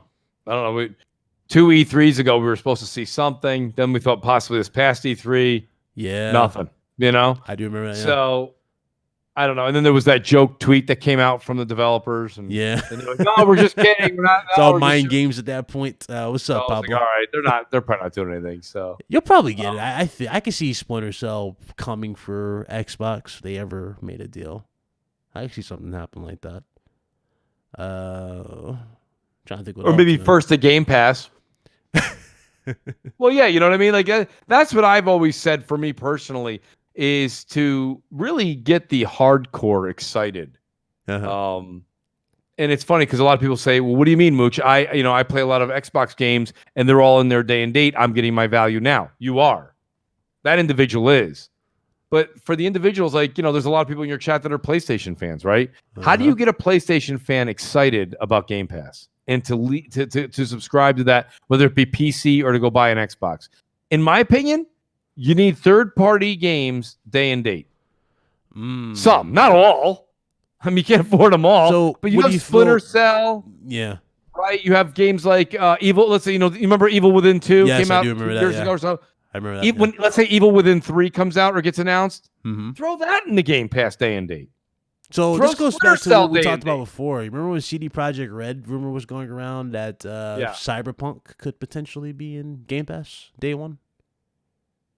I don't. You don't think? I mean, like, again, that was just a big thing that was going around. It was so much. It would be a big get. Yeah, that's a big get. And then, you know what? Good. Whoever from Microsoft could sit at that table and cut that deal deserves a raise. That's great. Well, at least deserves a pat on the back and a free, Microsoft mug for coffee. I mean, they got to get something for that. That's a hell of a deal. Damn it, shit. The Xbox. I'll be honest with you. I don't see that happening because they're all about their money. They're like Rockstar. They're all about that money. They're going to make that money anyway, and this way you don't offend the Sony camp. Yeah. Because you might say no. It's all, everybody likes to say it's all good for gamers. Well, that's a great bumper sticker. But that's not how real life is, Yeah. So if you have a fan base in Sony saying, the Sony fan base, it's like, well, I'm not going to buy an Xbox and I don't want Game Pass Unlimited or on PC. And then you see that everybody's getting it for 99 cents over there. It doesn't. I don't know how it reflects on the opposing, console and how those consumers. I don't think they need to do that. Is my point. They're going to make hand over fist here. Now, right. Witcher 3 is in Game Pass. So my point is that Cyberpunk 2077 could come later. Absolutely. Yeah, come later. Yeah. Like 3 months. Absolutely. Like we talked about. Remember we said 3 months. Oh, I don't think it'll be 3 months. I think well, not 3 months, we're talking about a year time. Yeah, like a year. I think it'll be over a year. Yeah. But still, that's a great deal, right? For everybody that's in there. But the thing is, let me ask you this question, Bit. How many people are going to wait and say their prayers that Game Pass gets it and wait for their 99-cent investment to pay off, or are they going to go play Cyberpunk 2077 day one? I can't name one because my good friend who I play games with all the time on PlayStation named Skyle, when I tell you the dude was obsessed, I didn't even think he knew about Cyberpunk because I'm on YouTube, I do the podcast, I do all the news search.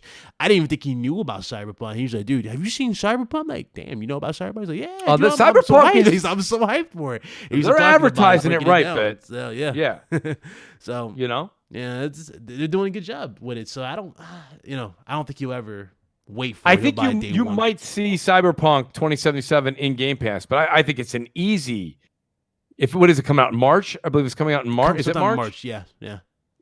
March 2020. I think the soonest you'd see it in Game Pass would be.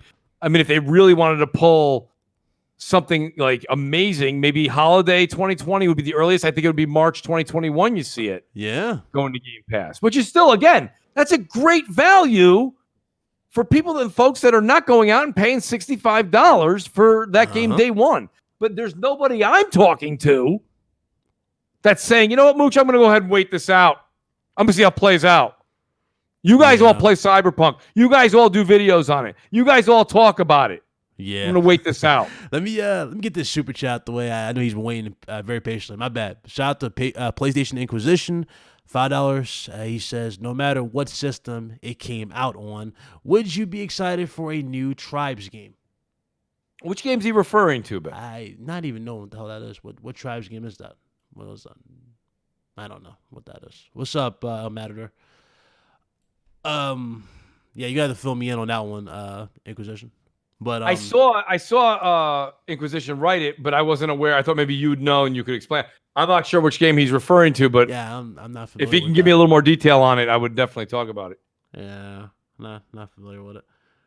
But again, it's just there's so many possibilities, right? Like we can't even write them off. There's so many. He said Tribes is a shooter from the '90s, from the late '90s. I'd have to look into it, Inquisition. I mean, here's my thing too: is like, and again, guys, when I speak, I'm only speaking for myself. I'm not speaking for any gamers at all. Myself personally, when I saw backwards compatibility become a thing on Xbox, I thought that was great because I thought that if you bought something, yeah, okay, like we all own like old pairs of jeans, you don't throw them out, but when you mow the lawn, you wear those old pair of jeans. Yeah, right. So why should I say, oh, you went and bought new jeans, you got to throw your old ones out? Doesn't make any sense. You bought them, you owned them, use them whenever you want. My point being here is we bought these games, so I think you're entitled to play them whenever you want. However, we have had a stacked lineup of games. First party, third party. There's so many games coming out in 2020. Myself, not anybody in the chat, not speaking for anybody, myself personally, I don't want to go back and play a game from 2005 on back compat when I got all these new games coming out. Exactly. And maybe that's, maybe that's because I've been gaming too long. I've been gaming for a long time. Yeah. And I've been through all the bit wars. I've been through it all. So my point being, right? I feel like Hugh Jackman in the Wolverine origin story. Okay? I was fighting in that war. You know what I mean? I've been in all the wars. I've been there. My point being, I got no medals. Where's my medals? Just free labor. You live to tell the tale. That's the sad part. Right? So, I'm sitting here and I'm like, there's so many great games. Cyberpunk, The Last of Us 2, the new Avengers game, Halo Infinite, Godfall. Yes. It doesn't stop. It just doesn't stop. Maybe Your an wallet's in trouble. Maybe an RE3 game. You're telling me I want to right. stop? That's confirmed. Yeah, you got that confirmed. And go back and play Marble Madness? No, I don't. I don't want to play Ninja Gaiden either from way back. I don't. This is, again, guys, I know this is a me problem. So it's like because I had a deal on here a while ago, but I remember a dealer said, so you want that good shit. You want the good shit. I've been there, done that bit. You want the good shit. There you go. Listen, I'm not saying it's not good, right? There's a lot of classic movies out there, right? So Rise of the Skywalker comes out. Your buddy buys you a ticket, right? Uh-huh. Friday, 8 o'clock. You guys are all going out drinking afterwards. Are you telling them to take that ticket and shove it because you're going to go back and watch the Godfather trilogy? Hell no. I'm going out. Why not? The Godfather's great. Right? But you've been there. You've done it. Give me the good stuff. I want some new stuff. Oh, God. Yes. Man, maybe it's me. It's a me problem. I get it. If you want to come home from a hard day's work and you want to play Ninja Gaiden, go for it. You bought it. But I'm not excited about it. The Almighty Spartan God says Godfather's great. You couldn't be any more right, the Almighty. Godfather is great. Yeah. Yeah, the third one's debatable, but nonetheless. Pretty good. Oh, God. Yeah, that's, it's just, it kills me. So when people are like, back compat in older games, I'm looking forward. Right now, here we are, January 4th, 2020. Yeah. And I'm looking forward to all the games coming out post January 4th, next 2020. Absolutely. Yeah. That includes that. Yeah. Yep. It's a lot to look forward to. Shout out to Andrew Wilkins, $5 super chat. He says The Last of Us 1 at one point had a reported 13 million active players at one point. The next multiplayer will be bigger. Halo Infinite won't compete with that. Well, I wouldn't go that far to say that. Halo's going to be pretty big, but at the same time, Last of Us factions. I'm thinking factions, like we've been talking about this. I think it's going to be separate. It's going to be like a separate game, like on its own type of thing. And they'll probably add DLC to it, That's what I think they're gonna do. That's what I'm thinking, because it's not with the product. It's not with the day one single player portion of The Last of Us. It's probably gonna be separate in its own game, and they'll probably treat that like they do, Danny 1. So That's why I see it. Well, I'll tell you this much. I got to say, so I'm a big fan of The Last of Us multiplayer, and shame on me. You still playing it? Yeah. Yeah, I'd be on it too. I now and then I jump on it. Honestly, hit me up anytime. Guys, anyone wants to, hit me up. I got to say, I truly like the way that game is just handled. I like the way that game runs. Yeah, well, I like that you say the words teamwork. Oh yeah. And so I'm loving the 2v2 too. Not to jump subjects, but just, and I'll come back to The Last of Us factions. Yeah. But Call of Duty's 2v2. Call of Duty's 2v2 is awesome. Yeah, that was a good mode. I had fun playing that with my. I'm loving it right now, bitch. I didn't even buy the game. To be honest, I played the beta for it. I thought it was great for the 2v2 mode. It's just everything else didn't really sell me because it felt like they just didn't really listen. Like hit detection is still a problem and whatnot. It's like I don't know. Well, listen, that's been a problem. That's been an ongoing problem with Call of Duty since what? Since Call of Duty. Yeah, it's Call of Duty, right? So, but it's crazy. It's inconsistent because, like, if you go back to current, like the last ones, like the hit detection was better. But here's the thing, though, Bet. When it comes down to it, though, is we as people, what do we do best as people? We adapt, right? So if you play Call of Duty and you play it religiously, what you're talking about with the hit detection issue, it's an issue. It is. I'm not sugarcoating it. It's a problem. Yeah. But you adapt and you kind of maneuver your play style so that you're not as vulnerable or showing too much of that hit detection box that's, a bit of an issue. I agree with you. I agree with you. But and don't get me wrong, you still curse sometimes and you still throw your controller, you're like, whatever. But I get it. But that's part of the experience. It is. I was watching last night, man. I just couldn't sleep. Got home doing so much stuff. We had Crossfire, and after Crossfire, I'm always amped. I'm always like, just want to hang out, want a game. Yeah, and so I got done doing that. He had like 3 energy drinks before the show. That's how he does I did, man. It was great. I was enjoying every minute of it, and so I'm sitting there and I'm like, man, you know what? Listen, I gamed. I'm like, all right, I'm still kind of wired up a bit. I'm like, let's see. I went and turned on Twitch. Yeah. And I started watching, I believe it was Summit. Summit was playing, and he was playing Sekiro. And he was stuck on and I don't remember, pardon me for not remembering. I've beaten him. I can't remember. He's the ogre? The huge, no, he's past that. The huge samurai guy that's around that flaming city. Flaming city. Oh, you're talking about, is it your father? The dad? Holmes? The dad? Or something like that? Around the I don't know if it is. It's the one where you get the help from the guy. He's standing next to the rock in between the water there before you run up. And you take on you're talking about the drunkard. Yes, the drunk. Yes, thank you. The drunkard, yeah. Yes, it's before the bull. Yeah. And so, right. So, anyways, he was just having the worst time fighting this guy. And don't get me wrong, like this guy, he knows how to game.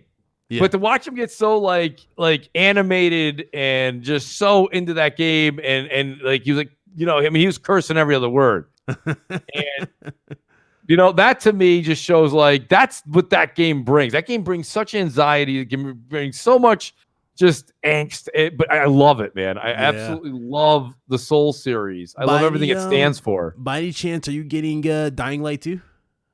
Oh, absolutely. Yeah, see, that's another game a lot of people are sleeping on. It's like so many games. I'm not sleeping on that. Shame on me for not mentioning it. I literally sleeping on it.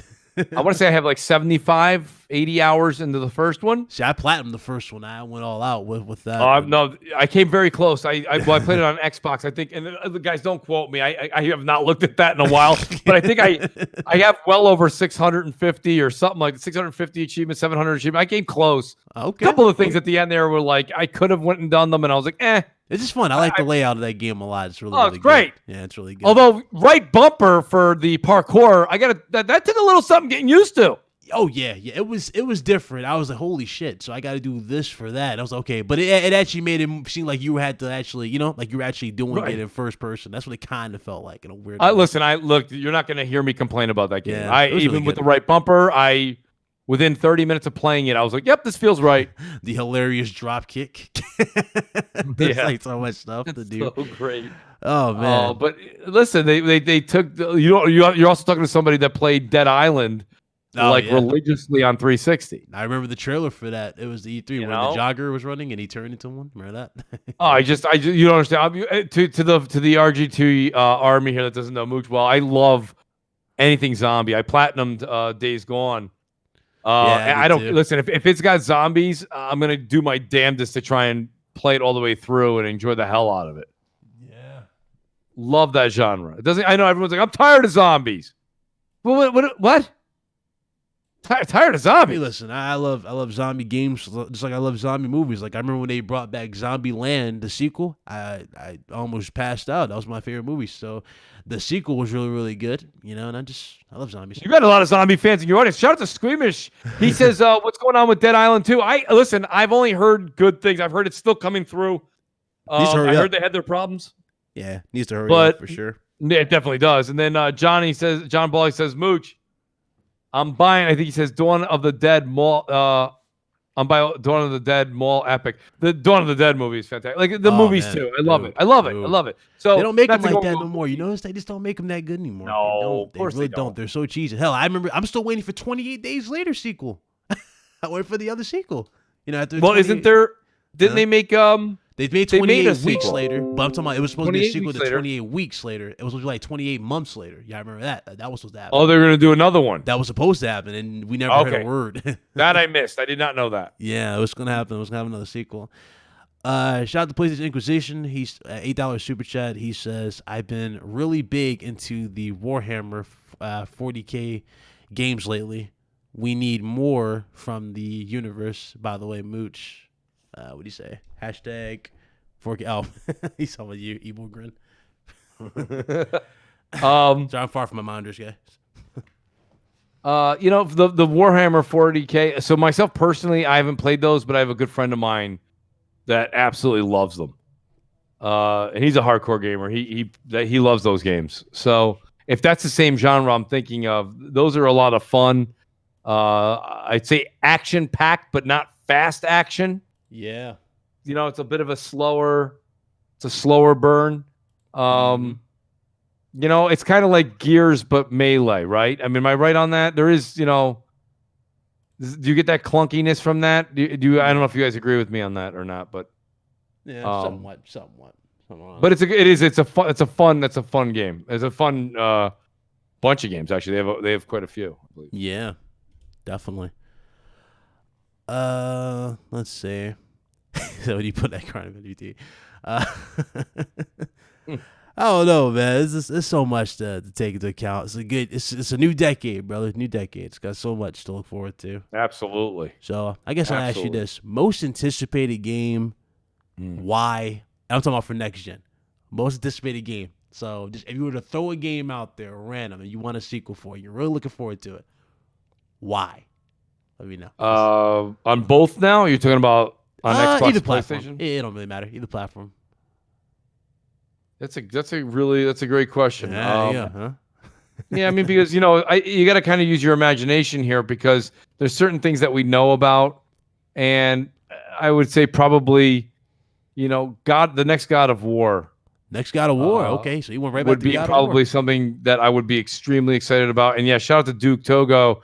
If I had to but here's the thing though, I have to put an asterisk next to his answer. Another thing that your army doesn't know is I'm a big BioShock fan. I love BioShock. Okay. I played them over and over and over and over again. But here's my thing. I walk on eggshells when I say BioShock because I only want a BioShock game if Ken Levine is involved. Like I don't want 2K with the rights that they have to it just plugging in anybody as director, writer, producer, go. Because that's what BioShock 2 was. BioShock 2 was a 2K production, period. Ken Levine had nothing to do with it. Yeah. And all it was a carbon copy of the first one. But instead of being, the player you were and the main protagonist, you were, a big daddy. Okay. And what he did with Booker DeWitt and how he made Elizabeth this character and they made, Columbia that amazing world to explore in a 360 game and that beautiful and that much story. That's something you need Ken Levine for. So yeah, Duke, I'm with you. I'm with you on that, but it's got to be, if Ken's not there, I'm not as enthusiastic about it. Number two, I'd say as far as Xbox goes, you know, it's tough because I've always liked Xbox for its platform. You know, I love everything about, I like the ecosystem. I like the controller. I do like Xbox Live. I understand there's, you know, every Xbox Live, PS Plus, they have their ups and downs. But as far as games go from there, I'd say possibly, I would have originally said Sunset Overdrive 2. That ain't happening. But I don't know. I mean, Halo Infinite for me, I'm not a Halo fanatic like, you know, Xbot or any of the other guys that are out there. But Halo does hold a warm spot there in your hearts. I'm hoping Infinite's good there.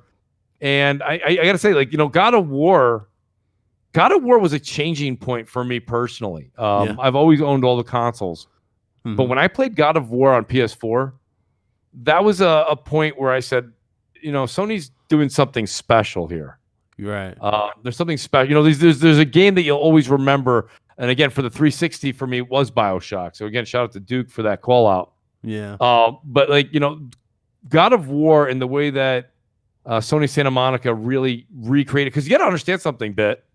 I didn't hate them, but I didn't really like the first God of Wars, right, 1, 2, and 3. Yeah, they're okay. You probably didn't like the style, like the over camera. I couldn't stand the video angles, like the camera angles. Yeah, you know, at one point, like you're fighting this tree or this beast that's like the entire size of your screen, and then the very next scene, you know, like Kratos is the size of a piece of gum climbing up a wall or a mountain, right? And I'm like, they went right back to the drawing board. They made it so engaging, and it was incredible. Amazing. And that epic reveal at the end with Thor. Oh, dude. Oh, come on. Yeah, it's great. Dude. Hopefully there's no spoilers here. No. No spoilers. No spoilers. No spoilers. Come on, everybody play God of War in this chat. Y'all play God of War. Y'all know what I'm talking about. I'm fairly certain you didn't ruin it for anybody. But I spoiled for nobody. You see Thor and that badass Thor reveal. That was dope. So that was cool. Yeah. But for me, you know, for if I was to go to Xbox and I said, you know, if I want to see something come back, I would love to see Jet Set Radio Future come back from Microsoft. Okay. For PlayStation, you see right there, I'm going back on my list here. There's so many games. Let's see. Odds are we're going to get Resistance. The way they keep they keep tweeting this out, so we're going to get that regardless. SOCOM's definitely going to happen. Splinter, no, not Splinter. What was that game? I'm trying to remember. hard to choose. Hard to choose on this one. If I had, trying to pick the studio, just the right studio for this. We're definitely getting Bully 2. That's happening from Rockstar. They said that. LA Noire is gonna happen. I hope not. You don't like LA Noire? Oh, no, I did not. You didn't like LA Noire? No, I didn't. That was like reading an encyclopedia. That's how much fun that was. Like, I don't... encyclopedia. Right? The guy looks at the screen, and it's like, is he nervous? Is he going to be inquisitive? Or is he going to be, you know, rough with the... Or is he a straight liar? Like, no, you're way off. I'm like, I'm way off? It's... What? Screw this. I like to buy. I love how you know it's funny because a lot of people again it didn't look like the remastered version of it, what they did for PS4 and Xbox One, it wasn't that big of a difference, right? It still looked the same, relatively the same.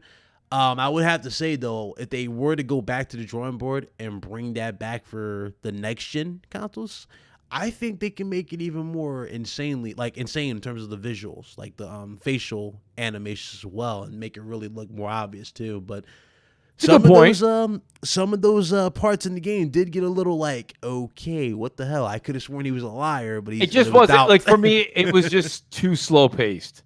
It was too slow paced. That's here's the thing: you do have to understand something. So like.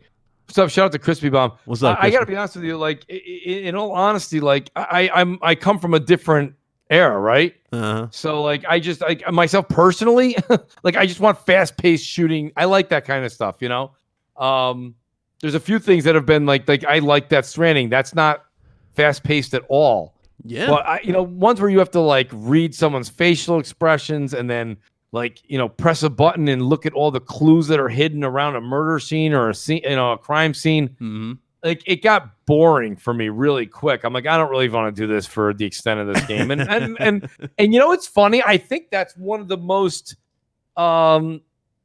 decisive, like, not decisive, but like one of the most like controversial, I guess, kind of games, in the sense of not anything bad, but you find groups are split. Like, I think people either loved it, which I'm seeing some people in the chat right now like, I loved it, and then I'm seeing some people be like, right, it really wasn't for me either. Like, you either loved it or you didn't. There's not many people in the middle, Yeah. Shout out to True Witty, $2 super chat. He says, I want a new Urban Rain, so underrated.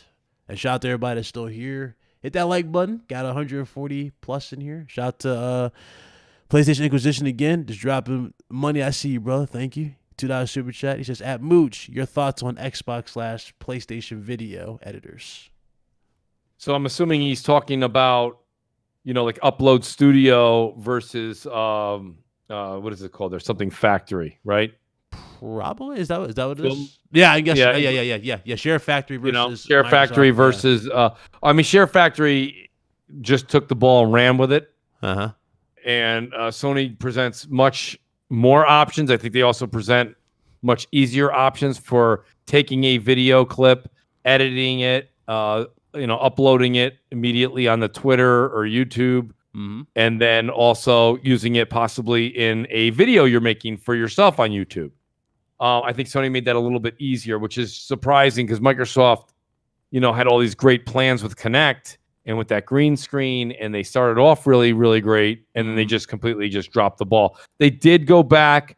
They did make things like trimming a lot easier. Now you can take a video and trim it real quick, and you can launch it to Twitter. I don't believe you can launch it to YouTube. Yeah. So, so to answer Inquisition's question, PlayStation's video editors, I think, are better currently. I will say this much, though. I think Microsoft, especially with the whole interaction, what they're doing with Mixer now and this and that, and that's a whole other thing that I'll probably bring up on Crossfire next week. But, to be honest with you, I think that they're going to put a lot more time and effort into sharing your content. Yeah. You know what I'm saying? Yeah. So where they drop the ball there, you can see they have the controller. We talked about, it was our first topic was the controllers and how the controllers now they have a share button. And it's funny because even though they finally have a share button, it looks very, very, elementary in how they kind of just threw it in there. Uh-huh. And I'm wondering now, Sony's always had it. Sony's had a share button since day one, this generation. I wonder how they're going to improve upon that. Yeah, share button. There was also a thing going around too. There was a patent I covered for the Share Factory. Now, supposedly, you on PS5, you're gonna be able to create your own demos for games and post them to like the store. So, for example, let's say another Death Stranding happened, right? And a lot of people really wanted to play that game, but they didn't know if they wanted, they didn't know if it was their type of game. And they were like scared to drop $60 for it. You can make a demo and put it on the store.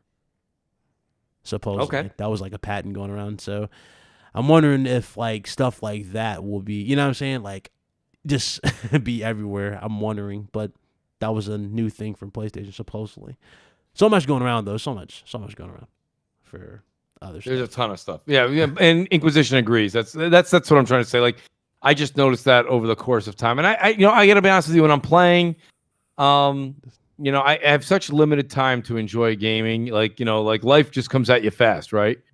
So, like when I get done with that, and I'm doing editing for a review or I'm doing a podcast, the last thing I really do is I really don't tinker with Share Factory or Upload Studio very much. Yeah, like that to me, I don't really tinker with that very much. But to answer Inquisition's question, Share Factory does seem to have the edge this generation. Yeah, I'm shocked that many people use that for YouTube. That's what blew me away. Like, dudes making good videos with it. I'm like, holy hell, you use Share Factory for this? I'm like, yeah, they do. I'm like, wow. I thought it was just, you would think they use editor.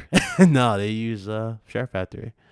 So a lot of stuff going on, man. Absolutely. I mean, like I said, I think earlier in the generation you saw a lot more people using that. Yeah. I don't know how many people are still doing that today, Yeah.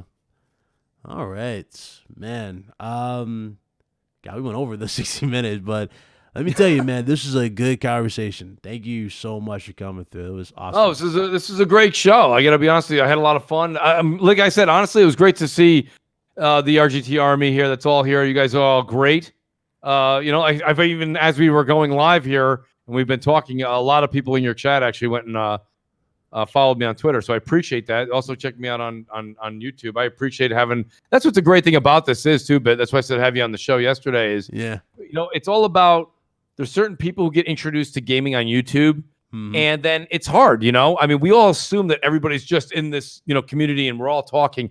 That's not the case. That's not really the case. A lot of people are tight-lipped. They got their walls up, type of thing. Right. So it's kind of like it's good to branch out and absolutely and get just different perspectives on gaming. You don't just have different opinions on what I like or what you like, but you've got different generations. Exactly. You've got a different look from a different side from somebody that was been gaming maybe for 10 years longer than you have, maybe 20 years longer than you have. You never know. Yeah. Definitely. And when they throw their little spin on it, sometimes you're like, damn, that's a curveball. I didn't see that coming.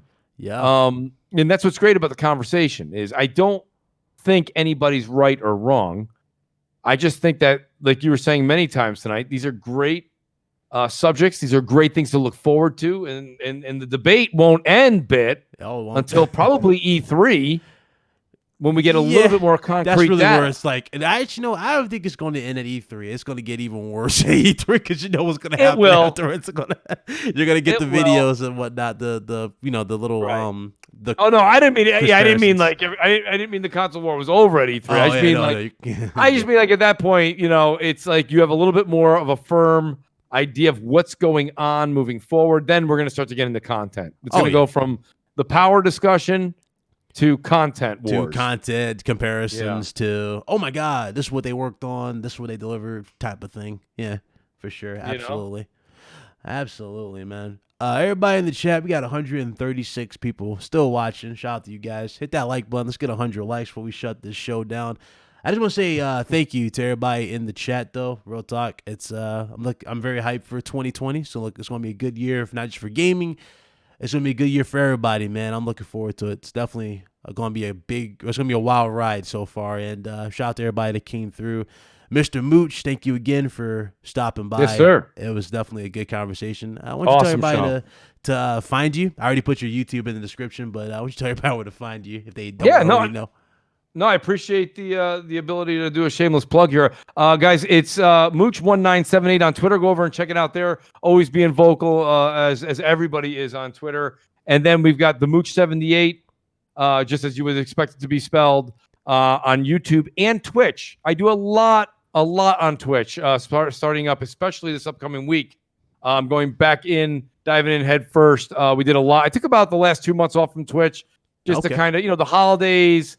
Podcast. I've actually, it's tougher. You know what I mean? Like literally, I have been doing not just your show. Like anybody who's asked me to come on, I've been doing a lot of different podcasts from all over, everywhere. Oh man, I see you. So I've been all over the place. So I took a little bit of a break. Something had to take a break, so I took a break on Twitch. Yeah, and I'm getting back into that this upcoming week. So you'll see me advertising the heck out of that on Twitter. But yeah, the Mooch78 on Twitch, the Mooch78 on YouTube, guys. Every week, you're always getting something from me on there, so check it out. It's always entertaining. You can ask Bit. Bit was on. If you didn't get a chance, go over and check out Crossfire from last night. Bit was on, and we had a blast, man. It was a great show. Yeah, definitely had a blast. Well, thank you again. Somebody had a question for you. Is there MNC tomorrow morning? There won't be any MNC tomorrow, but possibly going into February. January is a rough month. Crap's coming back, I believe, in February. So we'll, doing podcasts, things like that. So I'm not 100% certain, but possibly sometime in February we'll have MNC back. And PlayStation Inquisition, do me a favor. I was going to type you right now. Real quick, just tell me you're at on Twitter, and I will take care of that for you, buddy. Yeah. Has Foxy confirmed for Sunday? No, I still think Foxy is on vacation, Dominic. I haven't talked to him. When he's back, you'll definitely see him. He'll be the first one on Twitter. Trust me. And we'll do Gamer Couch. I don't know if he'll be back tomorrow, but if he is back, we'll do Gamer Couch. If not, it'll probably be next week. Okay. So just hey, man's got family, man. He's got family. He's got a daughter. He's got everything. You gotta let him, live his life. to its fullest. You already know how that is. Absolutely. You know, podcasting, a lot of It's people, tough. it takes a toll on you. It takes a toll you know? So it's true. It takes a toll. But nonetheless, man, a great show tonight. I want to thank you too, Bit, for having me on the channel. You know, like I said, it's great to network with you, and hopefully I can be on the show again. Oh, absolutely, man. Absolutely. You most certainly. We'll definitely do that. To everybody in the chat, man, thank you guys so much. Appreciate that. Crispy Bomb, I see you. Thank you. And I'll see you guys tomorrow for videos, obviously. But you already know, if you guys miss RGT, it's on the channel. Episode 94 was fire. Shout out to you guys for making that possible. Definitely go give that a listen to if you didn't. And I'll see you tomorrow, man. If there's anything to cover, which you already know, there's a lot to cover. So until next time, this is Big Cloud Gaming. I am most certainly signing out. Thank you guys again for watching. For everybody who might be watching this at a later time, hope you guys enjoyed the show. And I will see you guys on the next one. Y'all be blessed. Y'all be easy. We're signing out. Later.